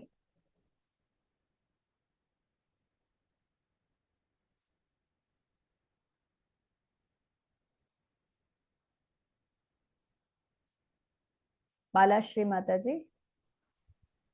ಹರೇ ಕೃಷ್ಣ ಮಾತಾಜಿ. ಜ್ಞಾನ ಯೋಗದ ಪ್ರಕ್ರಿಯೆ. ಜ್ಞಾನ ಯೋಗ ಎಂದರೆ ಅತ್ಯುನ್ನತ ಜ್ಞಾನದ ಊಹೆಯ ಮೂಲಕ ಪರಮಾತ್ಮನೊಂದಿಗೆ ಸಂಪರ್ಕವನ್ನು ಇಟ್ಟುಕೊಳ್ಳುವುದು. ಅದು ಆತ್ಮ ಮತ್ತು ಜಡ ವಸ್ತು ಯಾವುದು ಎಂದು ತಾರತಮ್ಯ ಮಾಡುವುದು. ಹರೇ ಕೃಷ್ಣ. ಹರೇ ಕೃಷ್ಣ, ಧನ್ಯವಾದ. ಇಲ್ಲಿ ಜ್ಞಾನ ಯೋಗ ಅಂತ ಹೇಳಿದ್ರೆ, ಇಲ್ಲಿ ಜ್ಞಾನಿ ಅದನ್ನು ತಿಳಿತಾನೆ ಅಂತ ಹೇಳಿದ್ರೆ ಯಾವುದು ಸರಿ, ಯಾವುದು ತಪ್ಪು, ಯಾವುದು ಒಳ್ಳೆಯದು, ಯಾವುದು ಕೆಟ್ಟದು. ಸೊ ಇದರ ನಡುವಿನ ಒಂದು ವ್ಯತ್ಯಾಸವನ್ನು ಅವನು ತಿಳಿತಾನೆ, ಅಂದ್ರೆ ಆ ಶಕ್ತಿಯನ್ನು ಅವನು ಪಡಿತಾನೆ. ಸೊ ಜ್ಞಾನದಲ್ಲಿ ಎರಡು ರೀತಿಯಾದಂತಹ ಜ್ಞಾನ. ಒಂದು ಅಂತ ಹೇಳಿದ್ರೆ ಭಗವಂತನ ಒಂದು ಭಕ್ತಿಯನ್ನು ಮಾಡುವಂಥದ್ದು, ಇನ್ನೊಂದು ಎಲ್ಲವನ್ನು ಈ ಭೌತಿಕವಾದ ಎಲ್ಲವೂ ತ್ಯಜಿಸುವಂಥದ್ದು, ಅದೆಲ್ಲ ವೈರಾಗ್ಯ ಅಂತ ಹೇಳಿ ಭಾವಿಸುವಂಥದ್ದು. ಇದರಲ್ಲಿ ಈಗ ಒಂದು ಪೂರಕವಾದ ಜ್ಞಾನ ಯಾವುದು, ಭಗವಂತನ ಭಕ್ತಿ ಮಾಡುವಂಥದ್ದು. ಇನ್ನೊಂದು ಅದು ಭಕ್ತಿಯನ್ನು ಕೊಡುವುದಿಲ್ಲ, ಅಂದ್ರೆ ಸಂಪೂರ್ಣವಾಗಿ ಎಲ್ಲವನ್ನು ತ್ಯಾಗ ಮಾಡೋದು. ಅದರಿಂದ ಏನಾಗ್ತದೆ, ಅದು ಆ ಜ್ಞಾನ ಉಪಯೋಗಕ್ಕೆ ಬರೋದಿಲ್ಲ. ಹೇಗೆ ಹೇಳ್ತಾರೆ ಇಲ್ಲಿ, ಭಕ್ತಿಗೆ ಪೂರಕವಾಗಿರ್ತದೋ ಅಂತಹ ಜ್ಞಾನವನ್ನು ಬೆಳೆಸಿಕೊಳ್ಬೇಕು ಅಂತೇಳಿ. ಈಗ ನಮಗೆ ತಿಳಿಯುತ್ತೆ ಭೌತಿಕ ಪ್ರಪಂಚ ಇದು ದುಃಖಾಲಯ ಶಾಶ್ವತ, ಇಲ್ಲಿ ಯಾವಾಗಲೂ ದುಃಖ, ಇದು ಒಂದು ಜ್ಞಾನ. ಸರಿ, ಇಲ್ಲಿ ಸುಖ ಇಲ್ಲ, ಆಧ್ಯಾತ್ಮಿಕ ಲೋಕದಲ್ಲಿ ಸುಖ ಇದೆ, ಇದು ಒಂದು ಜ್ಞಾನ. ಹೀಗೆ ಇದನ್ನ ತಿಳಿದುಕೊಳ್ಳುವಂಥದ್ದು ಒಂದು ಜ್ಞಾನ ಅಂತ ಆದ್ರೆ, ಈಗ ಭೌತಿಕ ಪ್ರಕೃತಿಯಲ್ಲಿ ದುಃಖ ಇದ್ರೂ ಕೂಡ ವ್ಯಕ್ತಿ ಏನ್ ಮಾಡ್ತಾನೆ ಅಂತ ಹೇಳಿದ್ರೆ, ಅವನು ಇಂದ್ರಿಯ ಭೋಗವನ್ನು ಮಾಡ್ತಾ ಕಾಲ ಕಳೆಯುವಂಥದ್ದು ಅಂತ ಹೇಳಿದ್ರೆ, ಅಲ್ಲಿ ಒಂದು ಮೇಲ್ನೋಟಕ್ಕೆ ಅವನು ವೈರಾಗ್ಯವನ್ನು ತಾಳಿದಾಗೆ ಮಾಡ್ತಾನೆ, ಆದ್ರೆ ಅದು ಪ್ರಯೋಜನ ಇಲ್ಲ ಅಂತ ಹೇಳಿ. ಅದರ ಬದಲು ಕೃಷ್ಣ ಪ್ರಜ್ಞೆಯಲ್ಲಿ ನಾವು ನಿಜವಾದ ಒಂದು ಭಗವಂತ ಅಂದ್ರೆ ಕೃಷ್ಣ ಪ್ರಜ್ಞೆಯಲ್ಲಿ ತೊಡಗಿದಾಗ ವ್ಯಕ್ತಿಗೆ ತಿಳಿಯುತ್ತೆ. ಅಂದ್ರೆ ನಿಜವಾದ ಒಂದು ಜ್ಞಾನ ಅಂತ ಹೇಳಿದ್ರೇನು, ನಾನು ಈ ಶರೀರವಲ್ಲ, ನಾನು ಆತ್ಮ, ಯಾವುದನ್ನು ಮಾಡ್ಬೇಕು, ಯಾವುದನ್ನು ಮಾಡಬಾರ್ದು, ಇದೆಲ್ಲವೂ ಕೂಡ ತಿಳಿಯುತ್ತೆ. ಹಾಗೆ ಇಲ್ಲಿ ಹೇಳುವಂಥದ್ದು ಅದೇ, ಭಕ್ತಿಯನ್ನು ಮಾಡುವ ಮೂಲಕ ಆ ಭಗವಂತನ ಜೊತೆಗೆ ಸಂಪರ್ಕವನ್ನು ಬೆಳೆಸಿದಾಗ, ಭಗವಂತನ ಜೊತೆಗೆ ಸಂಪರ್ಕವನ್ನು ಬೆಳೆಸ್ಕೊಂಡಾಗ ಈ ಭೌತಿಕ ಪ್ರಪಂಚದ ಒಂದು ಇದು ಶಾಶ್ವತವಲ್ಲ, ಇದು ತಾತ್ಕಾಲಿಕ ಅನ್ನೋದು ತಿಳಿತಾ ಬರುತ್ತೆ. ಸೊ ಭಕ್ತಿಯಲ್ಲಿ ಮುಂದುವರಿದಕ್ಕೆ ಸಾಧ್ಯವಾಗ್ತದೆ. ಅದು ನಿಜವಾದಂತಹ ಜ್ಞಾನಯೋಗದ ಪ್ರಕ್ರಿಯೆ.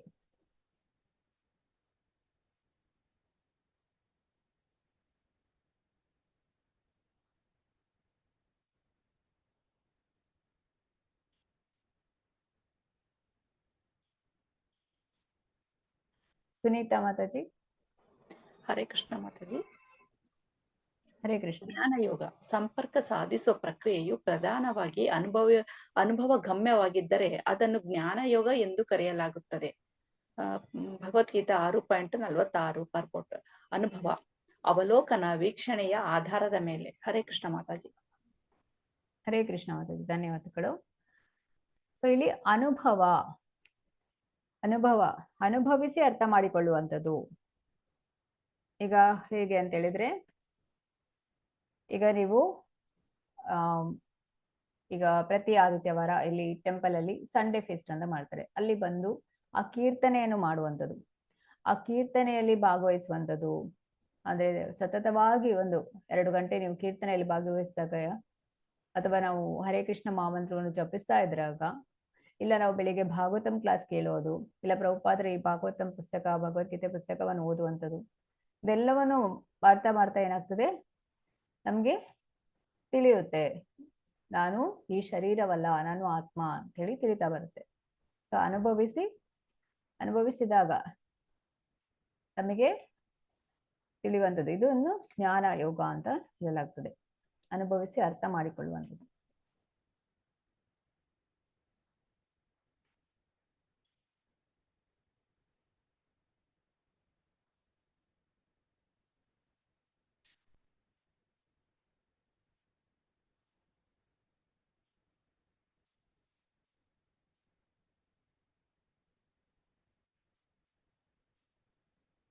ಆಶಾ ಮಾತಾಜಿ. ಹರೇ ಕೃಷ್ಣ ಮಾತಾಜಿ. ಹೇ ಹಿ ಸಂಸ್ಪರ್ಶಜ ಭೋಗ ದುಃಖಯೋನಯ ಏವತೆ ಆದ್ಯಂತವಂತ ಕೌಂತೆಯ ನಾತೇಶು ರಮತೆ ಬುಧಾಹ. ಭೌತಿಕ ಇಂದ್ರಿಯಗಳ ಸಂಪರ್ಕ ಸುಖವು ದುಃಖಗಳ ಮೂಲವಾಗಿರುವುದರಿಂದ ವಿವೇಕಿಯಾದವನು ಅದರಲ್ಲಿ ತೊಡಗುವುದಿಲ್ಲ. ಕುಂತಿಪುತ್ರನೇ, ಇಂತಹ ಸುಖಗಳಿಗೆ ಆದಿಯೂ ಅಂತ್ಯವೂ ಉಂಟು. ಆದುದರಿಂದ ವಿವೇಕಿಯಾದವನು ಅವುಗಳಿಗೆ ಸಂತೋಷ ಪಡುವುದಿಲ್ಲ. ಹರೇ ಕೃಷ್ಣ ಮಾತಾಜಿ, ಧನ್ಯವಾದಗಳು. ಧನ್ಯವಾದ ಮಾತಾಜಿ. ಹರೇ ಕೃಷ್ಣ. ಇಲ್ಲಿ ಏಹಿ ಸಂಸ್ಪರ್ಶಜ ಭೋಗ ತಿಳಿದ್ರೆ ಭೌತಿಕ ಇಂದ್ರಿಯಗಳೊಡನೆ ಸಂಪರ್ಕದಿಂದ ಉಂಟಾದ, ಭೌತಿಕ ಇಂದ್ರಿಯಗಳೊಡನೆ ಈ ಜ್ಞಾನೇಂದ್ರಿಯಗಳು ಯಾವುದು, ಕಣ್ಣು, ಕಿವಿ, ಚರ್ಮ, ಮೂಗು, ನಾಲಿಗೆ, ಇದರ ಸಂಪರ್ಕಕ್ಕೆ ಉಂಟಾದಾಗ ಅಂತ ಹೇಳಿದ್ರೆ ಈ ಸ್ಪರ್ಶ, ರೂಪ, ರಸ, ಗಂಧ ಇವುಗಳು ಈ ಒಂದು ಜ್ಞಾನೇಂದ್ರಿಯದ ಸಂಪರ್ಕಕ್ಕೆ ಬಂದಾಗ, ಸೊ ಇದನ್ನ ಅಂತ ಹೇಳಿದ್ರೆ ಇಲ್ಲಿ ಹೇಳುವಂಥದ್ದು ಭೌತಿಕ ಇಂದ್ರಿಯಗಳ ಸಂಪರ್ಕ ಸುಖವು ದುಃಖಗಳ ಮೂಲವಾಗಿರುವುದರಿಂದ, ಅಂದ್ರೆ ಇಲ್ಲಿ ದುಃಖ ಉಂಟಾಗ್ತದೆ. ಅದು ಏಹಿ ಸಂಸ್ಪರ್ಶಜ ಭೋಗ, ವಿಷಯೇಂದ್ರಿಯಗಳ ಸಂಪರ್ಕವು ದುಃಖವನ್ನು ಉಂಟು ಮಾಡುವುದರಿಂದ. ದುಃಖ ಯೋನಯ ಹೇವತೆ ಆದ್ಯಂತವಂತ ಕೌಂತೆಯ ಅಂತ ಹೇಳಿದ್ರೆ ಅದಕ್ಕೆ ಆದಿ ಕೂಡ ಉಂಟು, ಅಂತ್ಯ ಕೂಡ ಉಂಟು. ಕೌಂತೆಯ ಅಂದ್ರೆ ಕುಂತಿಯ ಪುತ್ರನೇ, ಅರ್ಜುನನೇ. ನತೇಶು ರಮತೆ ಬುಧಃ, ಯಾರು ವಿವೇಕಿಯಾಗಿರ್ತಾರೆ ಅವರು ಇದು ಅರ್ಥ ಮಾಡಿಕೊಳ್ತಾರೆ, ಅವರು ಅದರಲ್ಲಿ ಸಂತೋಷ ಪಡುವುದಿಲ್ಲ. ಯಾವುದು ಇಂತಹ ಸುಖಗಳಿಗೆ ಆದಿಯೂ ಅಂತ್ಯ ಉಂಟು. ಈ ಭೌತಿಕವಾದಂತಹ ಸುಖ ಏನಿದೆ ಇದು ತಾತ್ಕಾಲಿಕವಾಗಿರುವಂಥದ್ದು. ಇದನ್ನು ಯಾರು ಅರ್ಥ ಮಾಡಿಕೊಳ್ತಾರೆ ಅವರು ಬುಧಃ, ಬುದ್ಧಿವಂತರು, ವಿವೇಕಿಯಾದವರು ಅಂತ ಹೇಳಿ ಇಲ್ಲಿ ನಾವು ತಿಳಿದುಕೊಳ್ಬೇಕು.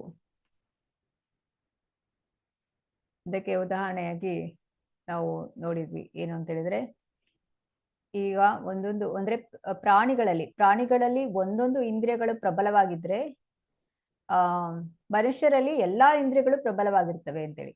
ಅಂದ್ರೆ ಪ್ರಾಣಿಗಳಲ್ಲಿ ಒಂದೊಂದು ಇಂದ್ರಿಯಗಳ ಪ್ರಬಲವಾಗಿದ್ದಾಗ ಅವರು ಸಂಕಷ್ಟಕ್ಕೆ ಈಡಾಗ್ತಾರೆ, ಅಂದ್ರೆ ಅಲ್ಲಿ ಅವರು ದುಃಖಕ್ಕೆ ಈಡಾಗುವಂಥದ್ದು.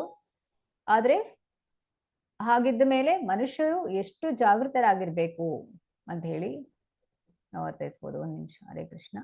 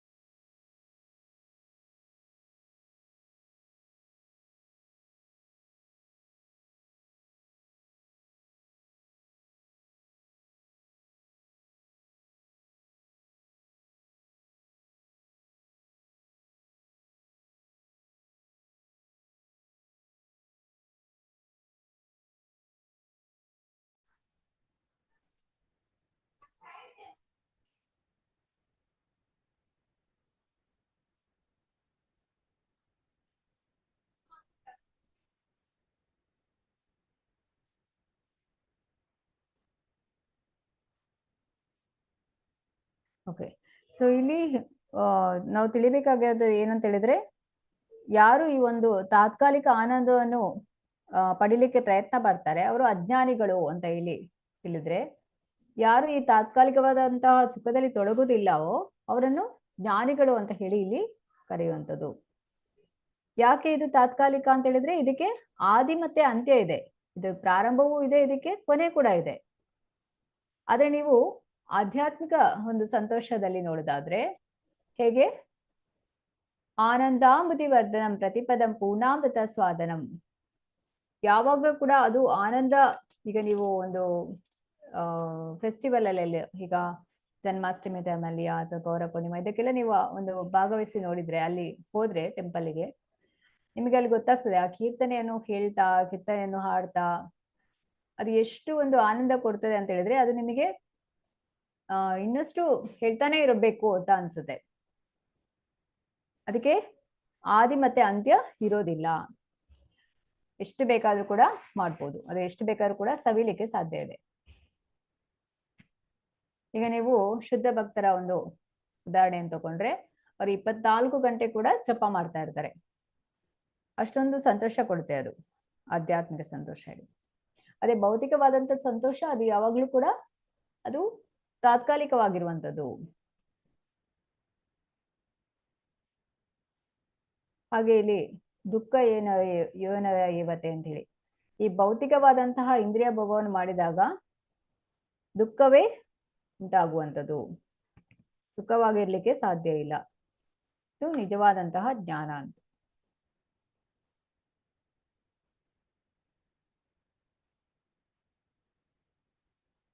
ಈಗ ನಾವು ನೋಡ್ತೇವೆ, ನಿಜವಾದಂತಹ ಜ್ಞಾನಿಗಳು ಪ್ರಪಂಚವನ್ನು ಯಾವ ರೀತಿಯಾಗಿ ಕಾಣ್ತಾರೆ ಅಂತ ಹೇಳಿ.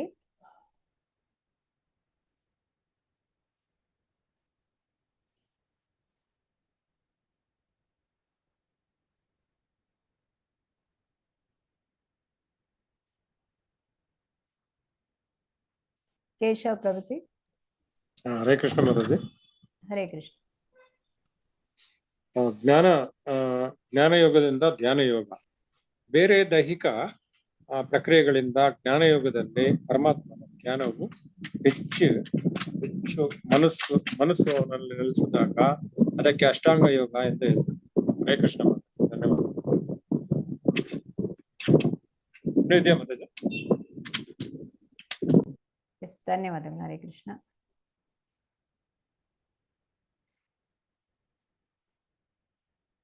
ಸೊ ಇಲ್ಲಿ ನಾವು ತಿಳಿಬೇಕಾಗಿರೋದಂತ ಏನಂತ ಹೇಳಿದ್ರೆ, ಜ್ಞಾನದಿಂದ ನಾವು ಅರ್ಥ ಮಾಡಿಕೊಳ್ತೇವೆ ಈ ಒಂದು ಭೌತಿಕ ಪ್ರಪಂಚ ಸಂಪೂರ್ಣವಾಗಿ ಸಂತೋಷ ಕೊಡ್ಲಿಕ್ಕೆ ಸಾಧ್ಯ ಇಲ್ಲ ಅಂತೇಳಿ. ಹಾಗಾದ್ರೆ ಏನ್ ಮಾಡ್ಬೇಕು ಅಂತ ಹೇಳಿದ್ರೆ, ಧ್ಯಾನ ಮಾಡ್ಬೇಕು. ಧ್ಯಾನ ಮಾಡೋದಕ್ಕೆ ಅಷ್ಟಾಂಗ ಯೋಗ ಇದರ ಮೂಲಕ ಮಾಡುವಂಥದ್ದು. ಈಗ ಅಷ್ಟಾಂಗ ಯೋಗದ ಉದ್ದೇಶ ಏನಂತ ಹೇಳಿದ್ರೆ, ನಿರಂತರವಾಗಿ ಭಗವಂತನನ್ನು ಧ್ಯಾನಿಸುವಂಥದ್ದು, ಧ್ಯಾನ ಮಾಡ್ಬೇಕು ಅಂತ ಹೇಳಿದ್ರೆ. ಈಗ ಅರ್ಜುನನೇ ಹೇಳ್ತಾನೆ ಭಗವದ್ಗೀತೆಯಲ್ಲಿ ಅಲ್ವಾ, ಏನಂತ ಹೇಳ್ತಾನೆ, ಚಂಚಲಂ ಹಿ ಮನ ಕೃಷ್ಣ ಅಂತ. ಈ ಮನಸ್ಸು ಹೇಳುವಂಥದ್ದು ತುಂಬಾ ಚಂಚಲ. ಇದನ್ನ ಗಾಳಿಯನ್ನಾದ್ರೂ ಹಿಡಿದು ನಿಯಂತ್ರಿಸಬಹುದು, ಆದ್ರೆ ಮನಸ್ಸನ್ನು ನಿಯಂತ್ರಿಸ್ಲಿಕ್ಕೆ ಸಾಧ್ಯ ಇಲ್ಲ. ಒಂದು ಕ್ಷಣ ಈ ಮನಸ್ಸು ಇವಾಗ ಕ್ಲಾಸಲ್ಲಿ ಇರ್ತದೆ, ಕೇಳ್ತಾ ಇರುತ್ತೆ, ಆದ್ರೆ ಅದು ಯಾವಾಗ ಎಲ್ಲಿ ಹೋಗಿರ್ತದೆ ಅಂತ ಹೇಳೋಕ್ಕಾಗೋದಿಲ್ಲ. ಅಷ್ಟು ವೇಗವಾಗಿ ಮನಸ್ಸು ಚಲಿಸ್ತಾ ಇರ್ತದೆ. ಅದನ್ನ ನಾವು ಜಪ ಮಾಡುವಾಗ ಕೂಡ ನೋಡ್ಬೋದು, ಎಷ್ಟು ಜಪ ಮಾಡೋದಕ್ಕೆ ನಾವು ಎಷ್ಟು ಒಂದು ಪ್ರಯತ್ನ ಪಡ್ತೇವೆ, ಎಷ್ಟು ಕಾನ್ಸಂಟ್ರೇಟ್ ಮಾಡ್ಲಿಕ್ಕೆ ನೋಡ್ತೇವೆ, ಆದ್ರೆ ಮನಸ್ಸು ಅಷ್ಟು ಬೇಗ ಅಲ್ಲಿ ಇಲ್ಲಿ ಹೋಗ್ತಾ ಇರುತ್ತೆ ಅಂತ ಹೇಳಿ. ಅದಕ್ಕೆ ಧ್ಯಾನ ಮಾಡ್ಬೇಕು. ಈಗ ಅಷ್ಟಾಂಗ ಯೋಗದ ಮೂಲಕ ಅದು ಸಾಧ್ಯ ಆಗ್ತದೆ. ಮನಸ್ಸನ್ನು ಕೃತಕವಾಗಿ ಒಂದು ಕಡೆ ನಿಲ್ಲಿಸ್ಲಿಕ್ಕೆ ಸಾಧ್ಯ ಆಗ್ತದೆ ಅಂತೇಳಿ.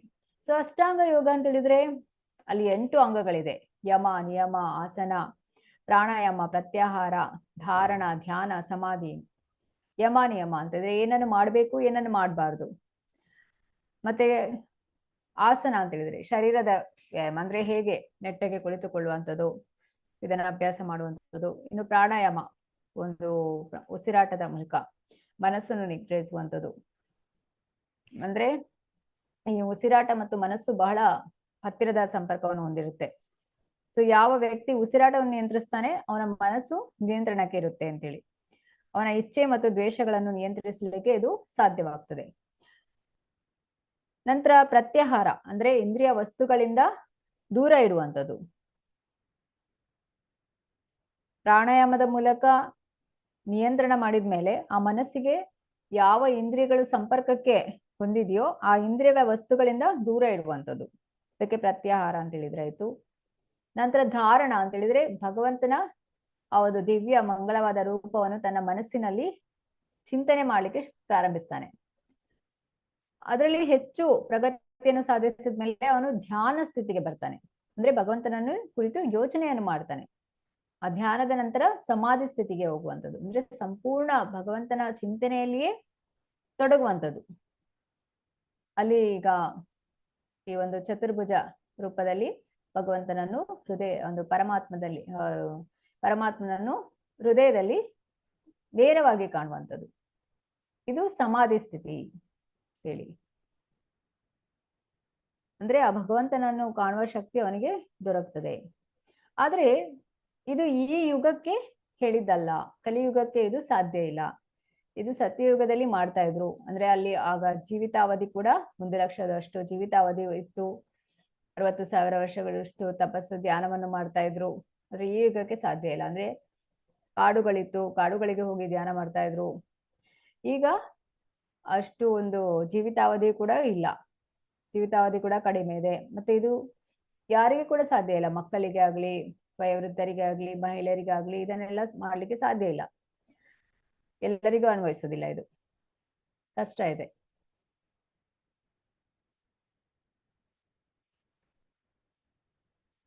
ಅಂದ್ರೆ ವೈರಾಗ್ಯವನ್ನು ಹೊಂದ್ಬಿಟ್ಟು ಕಾಡಿಗೆ ಹೋಗಿ ಕುಳಿತುಕೊಂಡು ಧ್ಯಾನವನ್ನು ಮಾಡೋದು ಅಂತ ಹೇಳಿದ್ರೆ, ಸಮಾಧಿಯನ್ನು ಪಡೆಯೋದು ಅಂತ ಹೇಳಿದ್ರೆ ಅದು ತುಂಬಾ ಕಷ್ಟ.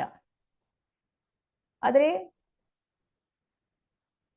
ಇಲ್ಲಿ ಭಗವಂತ ಹೇಳೋದೇನಂತ ಹೇಳಿದ್ರೆ, ಕಾಡಿಗೆ ಹೋಗುವ ಅಗತ್ಯ ಇಲ್ಲ, ತಪಸ್ಸನ್ನು ಈ ರೀತಿಯಾಗಿ ಮಾಡುವ ಅಗತ್ಯ ಇಲ್ಲ. ಏನ್ ಹೇಳ್ತಿದ್ದಾರೆ, ಏನನ್ನು ಬಿಡ್ಬೇಕಾಗಿಲ್ಲ.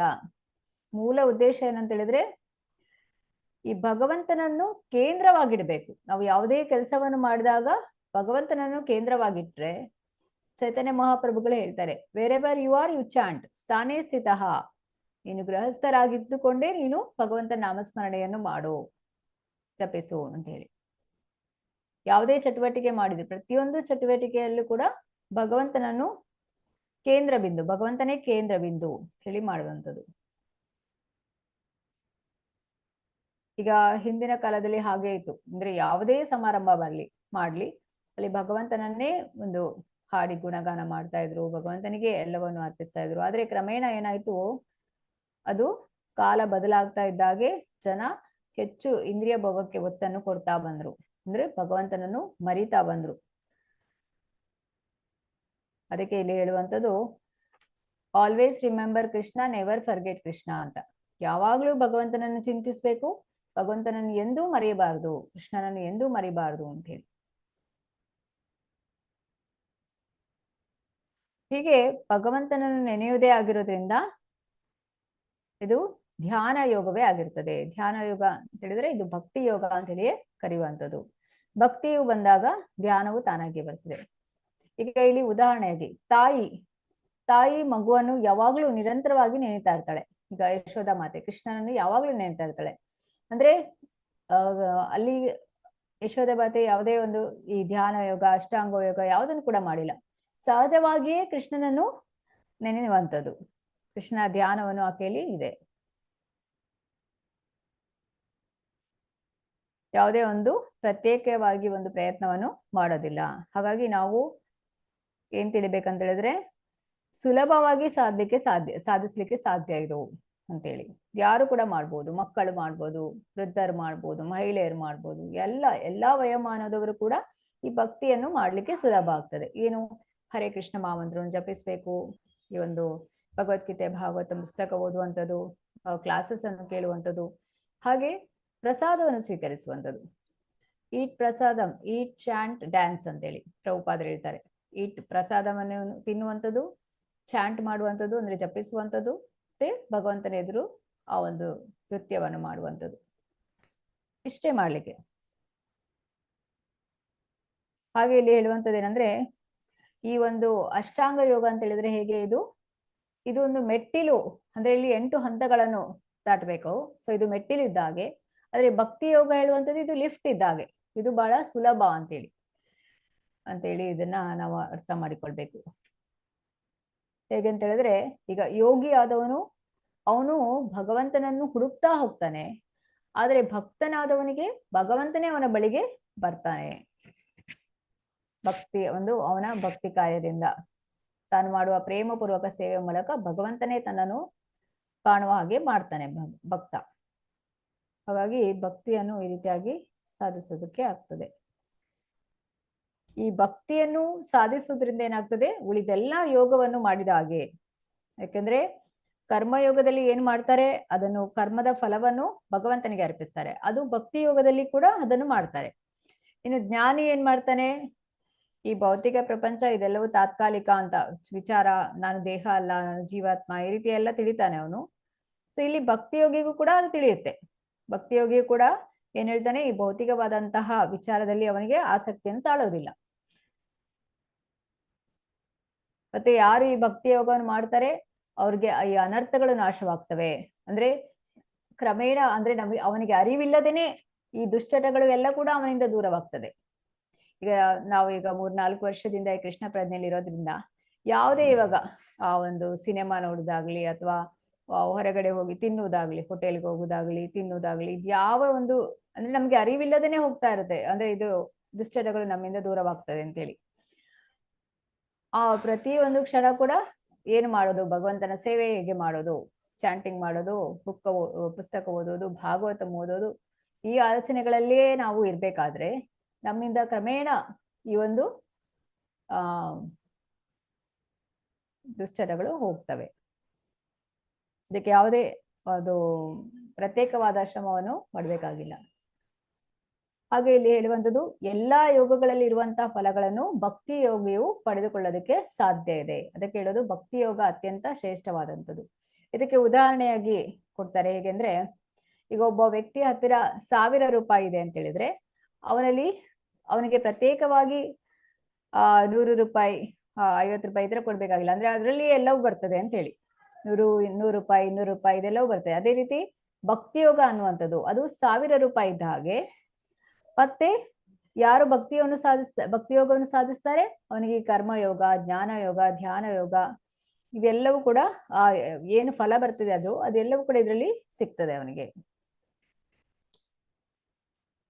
ಹಾಗೆ ಈಗ ಧ್ಯಾನ ಯೋಗದಲ್ಲಿ ನಿರಂತರವಾಗಿ ಭಗವಂತನನ್ನು ಚಿಂತಿಸ್ತಾನೆ, ಹಾಗೆ ಭಕ್ತಿ ಯೋಗದಲ್ಲಿ ಕೂಡ ನಿರಂತರವಾಗಿ ಭಗವಂತನನ್ನು ಚಿಂತಿಸುವಂಥದ್ದು. ಈಗ ಧ್ಯಾನ ಯೋಗದಲ್ಲಿ ಈಗ ಪ್ರತ್ಯಾಹಾರವನ್ನು ಮಾಡ್ತಾನೆ ಹೇಳಿದ್ರೆ ಆ ಇಂದ್ರಿಯ ವಸ್ತುಗಳಿಂದ ದೂರ ಇಡುವಂಥದ್ದು. ಭಕ್ತಿ ಯೋಗಿ ಕೂಡ ಅದನ್ನು ಮಾಡ್ತಾನೆ, ಬೇರೆ ಯಾವ ವಿಚಾರವನ್ನು ಕೂಡ ಅವನು ಚಿಂತನೆ ಮಾಡೋದಿಲ್ಲ. ಇಲ್ಲಿ ಭಕ್ತಿ ಯೋಗಿಗೆ ಇನ್ನೂ ಒಂದು ಹೆಚ್ಚು ಲಾಭ ಏನಂತ ಹೇಳಿದ್ರೆ, ಇಲ್ಲಿ ಭಗವಂತನ ರಕ್ಷಣೆಯಲ್ಲಿರ್ತಾನೆ. ಅವನು ಭಗವಂತನ ರಕ್ಷಣೆಯಲ್ಲಿರ್ತಾನೆ ಹೇಳಿದ್ರೆ, ಅನನ್ಯ ಚಿಂತೆಯಂತ ಮಾಂ ಯೇ ಜನಾ ಪರ್ಯುಪಾಸತೆ ತೇಷಾ ವಿಕ್ತಾನಾಂ ಯೋಗಕ್ಷೇಮ ವಹಾಮ್ಯಂ. ಅಂದ್ರೆ ಭಗವಂತ ಯಾವಾಗ್ಲೂ ಕೂಡ ಆ ಒಂದು ರಕ್ಷಣೆಯನ್ನು ಕೊಡ್ತಾನೆ. ಇದು ಒಂದು ಹಾಗಾಗಿ ಭಕ್ತಿಯನ್ನು ಮಾಡುವುದು ಅತ್ಯಂತ ಸುಲಭವಾಗಿರ್ತದೆ ಮತ್ತು ಒಳ್ಳೆಯದು. ಅಂದ್ರೆ ಅದು ತುಂಬಾ ಶ್ರೇಷ್ಠವಾಗಿರುವಂಥದ್ದು.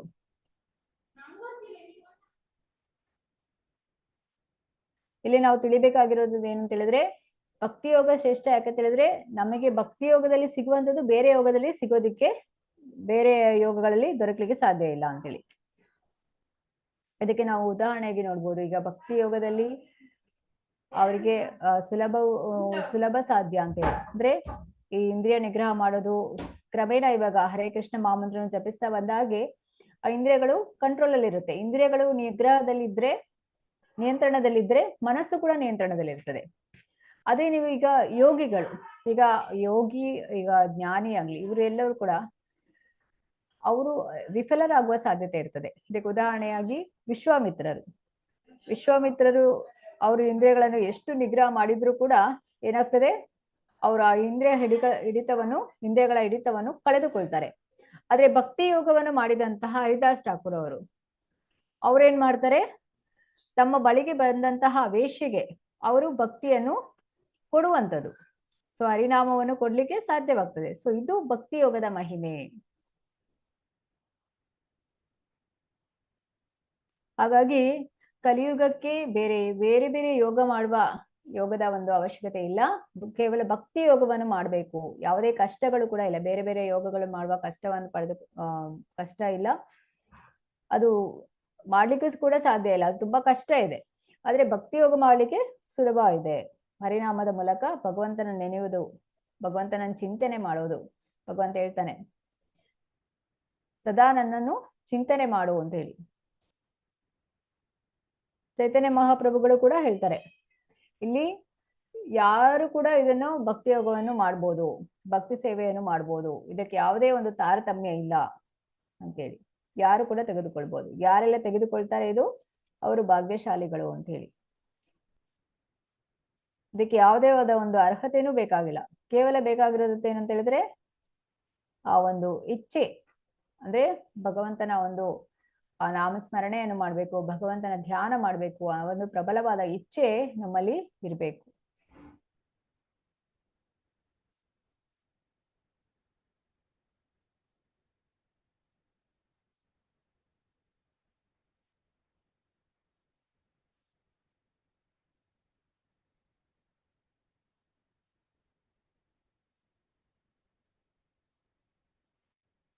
ಸೊ ಇಲ್ಲಿ ಕರ್ಮಕಾಂಡದ ಮೂಲಕ ವ್ಯಕ್ತಿ ಕರ್ಮವನ್ನು ಮಾಡ್ತಾನೆ. ನಂತರ ಕರ್ಮಕಾಂಡದಲ್ಲಿ ದೇವತೆಗಳ ಆರಾಧನೆಯನ್ನು ಮಾಡ್ತಾನೆ. ಅಂದ್ರೆ ದೇವತೆಗಳನ್ನ ಆರಾಧನೆ ಮಾಡಿ ಅವನು ಸಂಪೂರ್ಣವಾಗಿ ಆ ಒಂದು ತೃಪ್ತಿಯನ್ನು ಹೊಂದೋದಿಲ್ಲ. ಹಾಗಾಗಿ ಅವನೇನ್ ಮಾಡ್ತಾನೆ, ಕರ್ಮ ಯೋಗಕ್ಕೆ ಬರುವಂಥದ್ದು. ಕರ್ಮಯೋಗದಲ್ಲಿ ಜ್ಞಾನವು ದೊರಕ್ತದೆ. ಮತ್ತೆ ಜ್ಞಾನ ಸಿಕ್ಕಿದ ಮೇಲೆ ಅವನು ಬ್ರಹ್ಮನ್ ಸಾಕ್ಷಾತ್ಕಾರ ಪಡಿಬಹುದು. ನಾನು ದೇಹವಲ್ಲ, ನಾನು ಆತ್ಮ, ಇದು ಅವನಿಗೆ ತಿಳಿಯುತ್ತೆ. ನಂತರ ಅದರಿಂದ ಜ್ಞಾನ ಯೋಗದಿಂದ ಅವನು ಬ್ರಹ್ಮನ್ ಸಾಕ್ಷಾತ್ಕಾರ ಪಡಿತಾನೆ. ಮತ್ತೆ ಮುಂದುವರಿದು ಧ್ಯಾನ ಯೋಗವನ್ನು ಪಡೆದ್ರೆ ಅವನು ಪರಮಾತ್ಮ ಸಾಕ್ಷಾತ್ಕಾರ ಪಡೆಯುವಂಥದ್ದು. ಮತ್ತೆ ಭಕ್ತರ ಸಂಘವನ್ನು ಪಡೆದಾಗ ಭಕ್ತಿ ಯೋಗವನ್ನು ಅವನು ಮಾಡ್ಲಿಕ್ಕೆ ಸಾಧ್ಯ ಅಂತ ಹೇಳಿದ್ರೆ ಇದು ಯೋಗ ಏಣಿ ಅಂತ ಹೇಳಿ ನಾವಿಲ್ಲಿ ಅರ್ಥ ಮಾಡಿಕೊಳ್ಬೇಕು.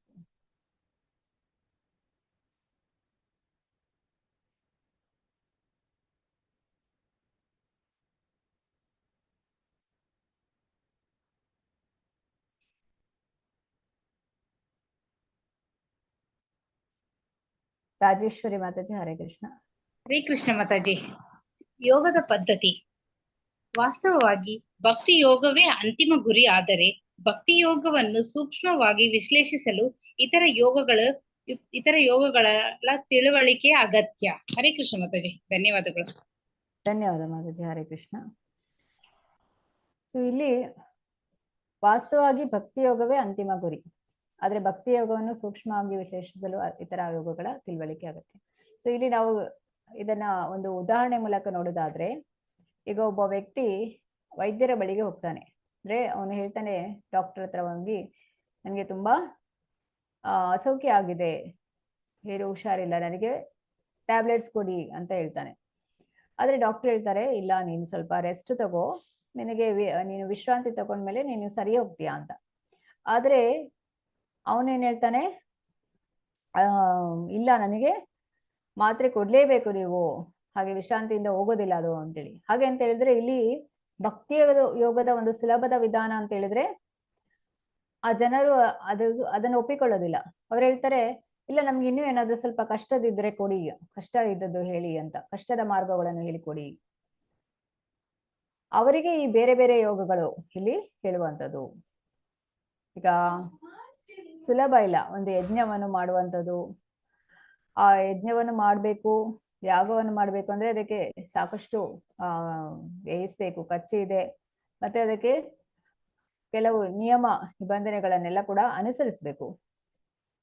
ಆದ್ರೆ ಹೇಗೆ ಈ ಒಂದು ರೋಗಿ ಒಪ್ಪಿಕೊಳ್ಳೋದಿಲ್ಲ ಡಾಕ್ಟರ್ ಹೇಳಿದನು, ಅದೇ ರೀತಿ ಅಂದ್ರೆ ಮತ್ತೆ ವೈದ್ಯರು ಅವನ ಸಮಾಧಾನಕ್ಕೋಸ್ಕರ ಮಾತ್ರೆಯನ್ನು ಕೊಟ್ಟು ಕಳಿಸುವಂಥದ್ದು. ಹಾಗೆ ಇಲ್ಲಿ ಭಕ್ತಿ ಯೋಗವನ್ನು ತೆಗೆದುಕೊಂಡವರಿಗೆ ಬೇರೆ ಯೋಗಗಳನ್ನು ಮಾಡುವ ಅಗತ್ಯ ಇರೋದಿಲ್ಲ ಅಂತೇಳಿ. ಯಾಕಂದ್ರೆ ಎಲ್ಲವೂ ಕೂಡ ಅದರಲ್ಲಿ ಎಲ್ಲವೂ ಕೂಡ ಬಂದಿದೆ ಭಕ್ತಿ ಯೋಗದಲ್ಲಿ.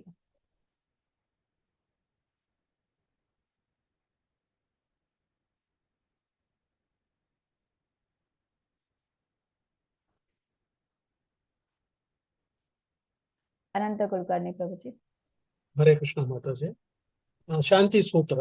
ಮಾಯಾಶಕ್ತಿ ಹಿಡಿತಕ್ಕೆ ಸಿಕ್ಕ ಎಲ್ಲ ಬದ್ಧ ಆತ್ಮಗಳಿಗೂ ಈಗ ಜಗತ್ತಿನಲ್ಲಿ ಶಾಂತಿಯನ್ನು ಪಡೆಯುವ ಆತುರವಿರುತ್ತದೆ. ಆದರೆ ಅವರಿಗೆ ಶಾಂತಿಯು ಸೂತ್ರವು ಗೊತ್ತಿಲ್ಲ. ಅದನ್ನು ಭಗವದ್ಗೀತೆಯಲ್ಲಿ ಈ ಭಾಗದಲ್ಲಿ ವಿವರಿಸಲಾಗಿದೆ. ಹರೇ ಕೃಷ್ಣ. ಹರೇ ಕೃಷ್ಣ ಪ್ರಭುಜಿ.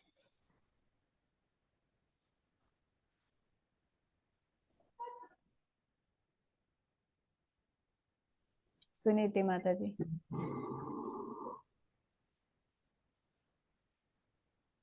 ಹರೇ ಕೃಷ್ಣ. ಹರೇ ಕೃಷ್ಣ. ಶಾಂತಿ ಸೂತ್ರ. ಭೋಕ್ತಾರಂ ಯಜ್ಞತಪಸಂ ಸರ್ವಲೋಕ ಮಹೇಶ್ವರಂ ಸುಹೃದಂ ಸರ್ವಭೂತಾನಾಂ ಜ್ಞಾತ್ವಾ ಮಾಂ ಶಾಂತಿ ಗಚ್ಚತಿ. ಹರೇ ಕೃಷ್ಣ ಮಾತಾಜಿ. ಹರೇ ಕೃಷ್ಣ.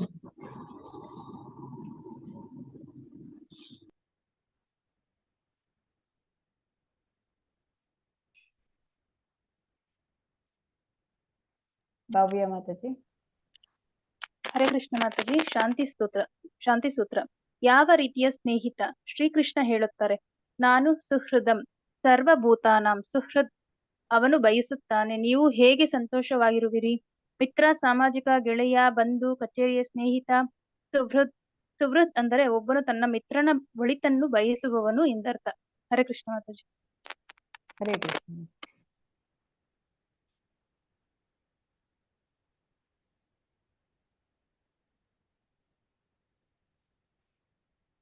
ಜ್ಯೋತಿಷಿ ಮಾತಾಜಿ.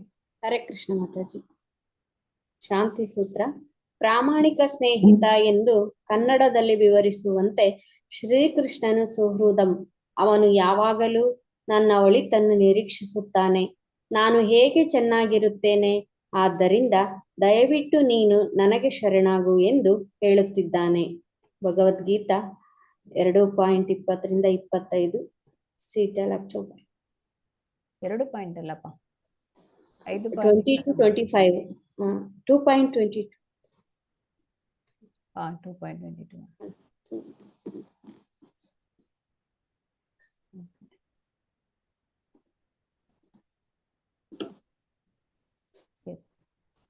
ಸೊ ಇಲ್ಲಿ ಶ್ರೀಲ ಪ್ರಭುಪಾದರು ಹೇಳ್ತಾರೆ, ಶಾಂತಿ ಸೂತ್ರ ಅಂದ್ರೆ ಭೋಕ್ತಾರಂ ಯಜ್ಞ ತಪಸಾಂ ಸರ್ವಲೋಕ ಮಹೇಶ್ವರಂ ಸುಹೃದಂ ಸರ್ವಭೂತಾನಂ ಜ್ಞಾತ್ವಾ ಮಾಂ ಶಾಂತಿ ಮೃಚ್ಚತಿ. ಎಲ್ಲಾ ಯಜ್ಞ ಮತ್ತು ತಪಸ್ಸುಗಳ ಭೋಕ್ತೃ ಯಾರು? ಭಗವಂತ. ಸರ್ವಲೋಕ ಮಹೇಶ್ವರ, ಎಲ್ಲಾ ಲೋಕಗಳ ಮಹೇಶ್ವರ ಕೂಡ ಭಗವಂತನೇ. ಸುಹೃದಂ ಸರ್ವಭೂತಾನಂ, ನಿಜವಾದಂತಹ ಒಳಿತನ್ನು ಬಯಸುವಂತಹ ಸ್ನೇಹಿತ ಭಗವಂತನಾಗಿದ್ದಾನೆ. ಜ್ಞಾತ್ವಾ ಮಾಂ ಶಾಂತಿ ಮೃಚ್ಚತಿ, ಭಗವಂತನನ್ನು ಯಾರು ಈ ರೀತಿ ತಿಳಿದುಕೊಳ್ತಾರೆ ಅವರು ಶಾಂತಿಯನ್ನು ಸಾಧಿಸ್ತಾರೆ. ಯಾಕಂತ ಹೇಳಿದ್ರೆ ಈಗ ಎಲ್ಲಾ ಕಡೆ, ಪ್ರಪಂಚದ ಎಲ್ಲಾ ಕಡೆ ಅಶಾಂತಿ ಇದೆ. ಒಂದು ಯುದ್ಧ ನಡೀತಾ ಇದೆ, ಅಂದ್ರೆ ಶಾಂತವಾಗಿಲ್ಲ, ಜನರು ಅಶಾಂತಿಯಿಂದ ಇರ್ತಾರೆ. ಸೊ ಯಾವಾಗ ಶಾಂತಿಯನ್ನು ಪಡಿಬೇಕು ಎಲ್ಲರಿಗೂ ಅಂತ ಇದ್ರೆ ಅವರು ಇದನ್ನು ಅರ್ಥ ಮಾಡಿಕೊಳ್ಬೇಕು. ಎಲ್ಲಾ ಯಜ್ಞ ತಪಸ್ಸುಗಳ ಭೋಕ್ತಾರ ಭಗವಂತನೇ ಆಗಿದ್ದಾನೆ. ಭಗವಂತನನ್ನು ಕೇಂದ್ರವಾಗಿಸಿಕೊಂಡು ನಾವೆಲ್ಲಾ ಕೆಲಸಗಳನ್ನು ಮಾಡ್ಬೇಕು. ಸರ್ವಲೋಕ ಮಹೇಶ್ವರ, ಎಲ್ಲಾ ಲೋಕಗಳ ಭಗವಂತನಿಗೆ ಸೇರಿದ್ದು. ನಮಗೆ ಶಾಂತವಾದಂತ ಒಂದು ಸಮಾಜದಲ್ಲಿ ನಾವು ಇರ್ಬೇಕು ಅಂತ ಇದ್ರೆ ನಾವು ಭೋಗಿಗಳಂತೆ ಜೀವಿಸುವುದನ್ನು ನಿಲ್ಲಿಸ್ಬೇಕು ಅಂತೇಳಿ ಆ ಒಂದು ಪ್ರಯತ್ನವನ್ನು ಮಾಡಬಾರ್ದು. ಯಾಕೆಂತ ಹೇಳಿದ್ರೆ ನಾವು ಭಗವಂತನನ್ನು ಕೇಳುವಂಥದ್ದು, ಭಗವಂತ ನನಗೆ ಒಂದು ನನ್ನ ಇಚ್ಛೆಯಂತೆ ನೀನು ಅನುಗ್ರಹಿಸು ಅಂತೇಳಿ. ಅಂದ್ರೆ ಅಲ್ಲಿ ಭಗವಂತ ಹೇಳುವಂಥದ್ದು ಭಗವಂತನ ಸೇವೆಯಲ್ಲಿ ನಾವು ನಮ್ಮ ಇಂದ್ರಿಯಗಳನ್ನು ತೊಡಗಿಸ್ಕೊಳ್ಬೇಕು ಅಂತ, ಆಗ ಶಾಂತಿ ಇರ್ತದೆ. ಅದರಿಂದ ತೃಪ್ತಿ ಆಗ್ತದೆ ಅಂತ ಹೇಳಿ. ಸೊ ಭಗವಂತನಿಗೆ ನಮ್ಮಿಂದ ಏನೂ ಆಗ್ಬೇಕಾಗಿಲ್ಲ. ಈಗ ನಾವು ಭಗವಂತ ಯಾವಾಗ್ಲೂ ಕೂಡ ಸಚ್ಚಿದಾನಂದ ರೂಪದಲ್ಲಿರುವಂಥದ್ದು, ಯಾವಾಗ್ಲೂ ಆ ಒಂದು ಆನಂದದಲ್ಲಿಯೇ ಇರುವಂಥದ್ದು. ನಾವು ಅವನಿಗೆ ಸೇವೆಯನ್ನು ಮಾಡಿದ್ರೆ ಅವನ ಒಂದು ಸಂತೋಷದಲ್ಲಿ ನಾವು ಭಾಗ್ಯ ಆದ್ರೆ ನಮಗೆ ಒಳಿತಾಗುವಂಥದ್ದು.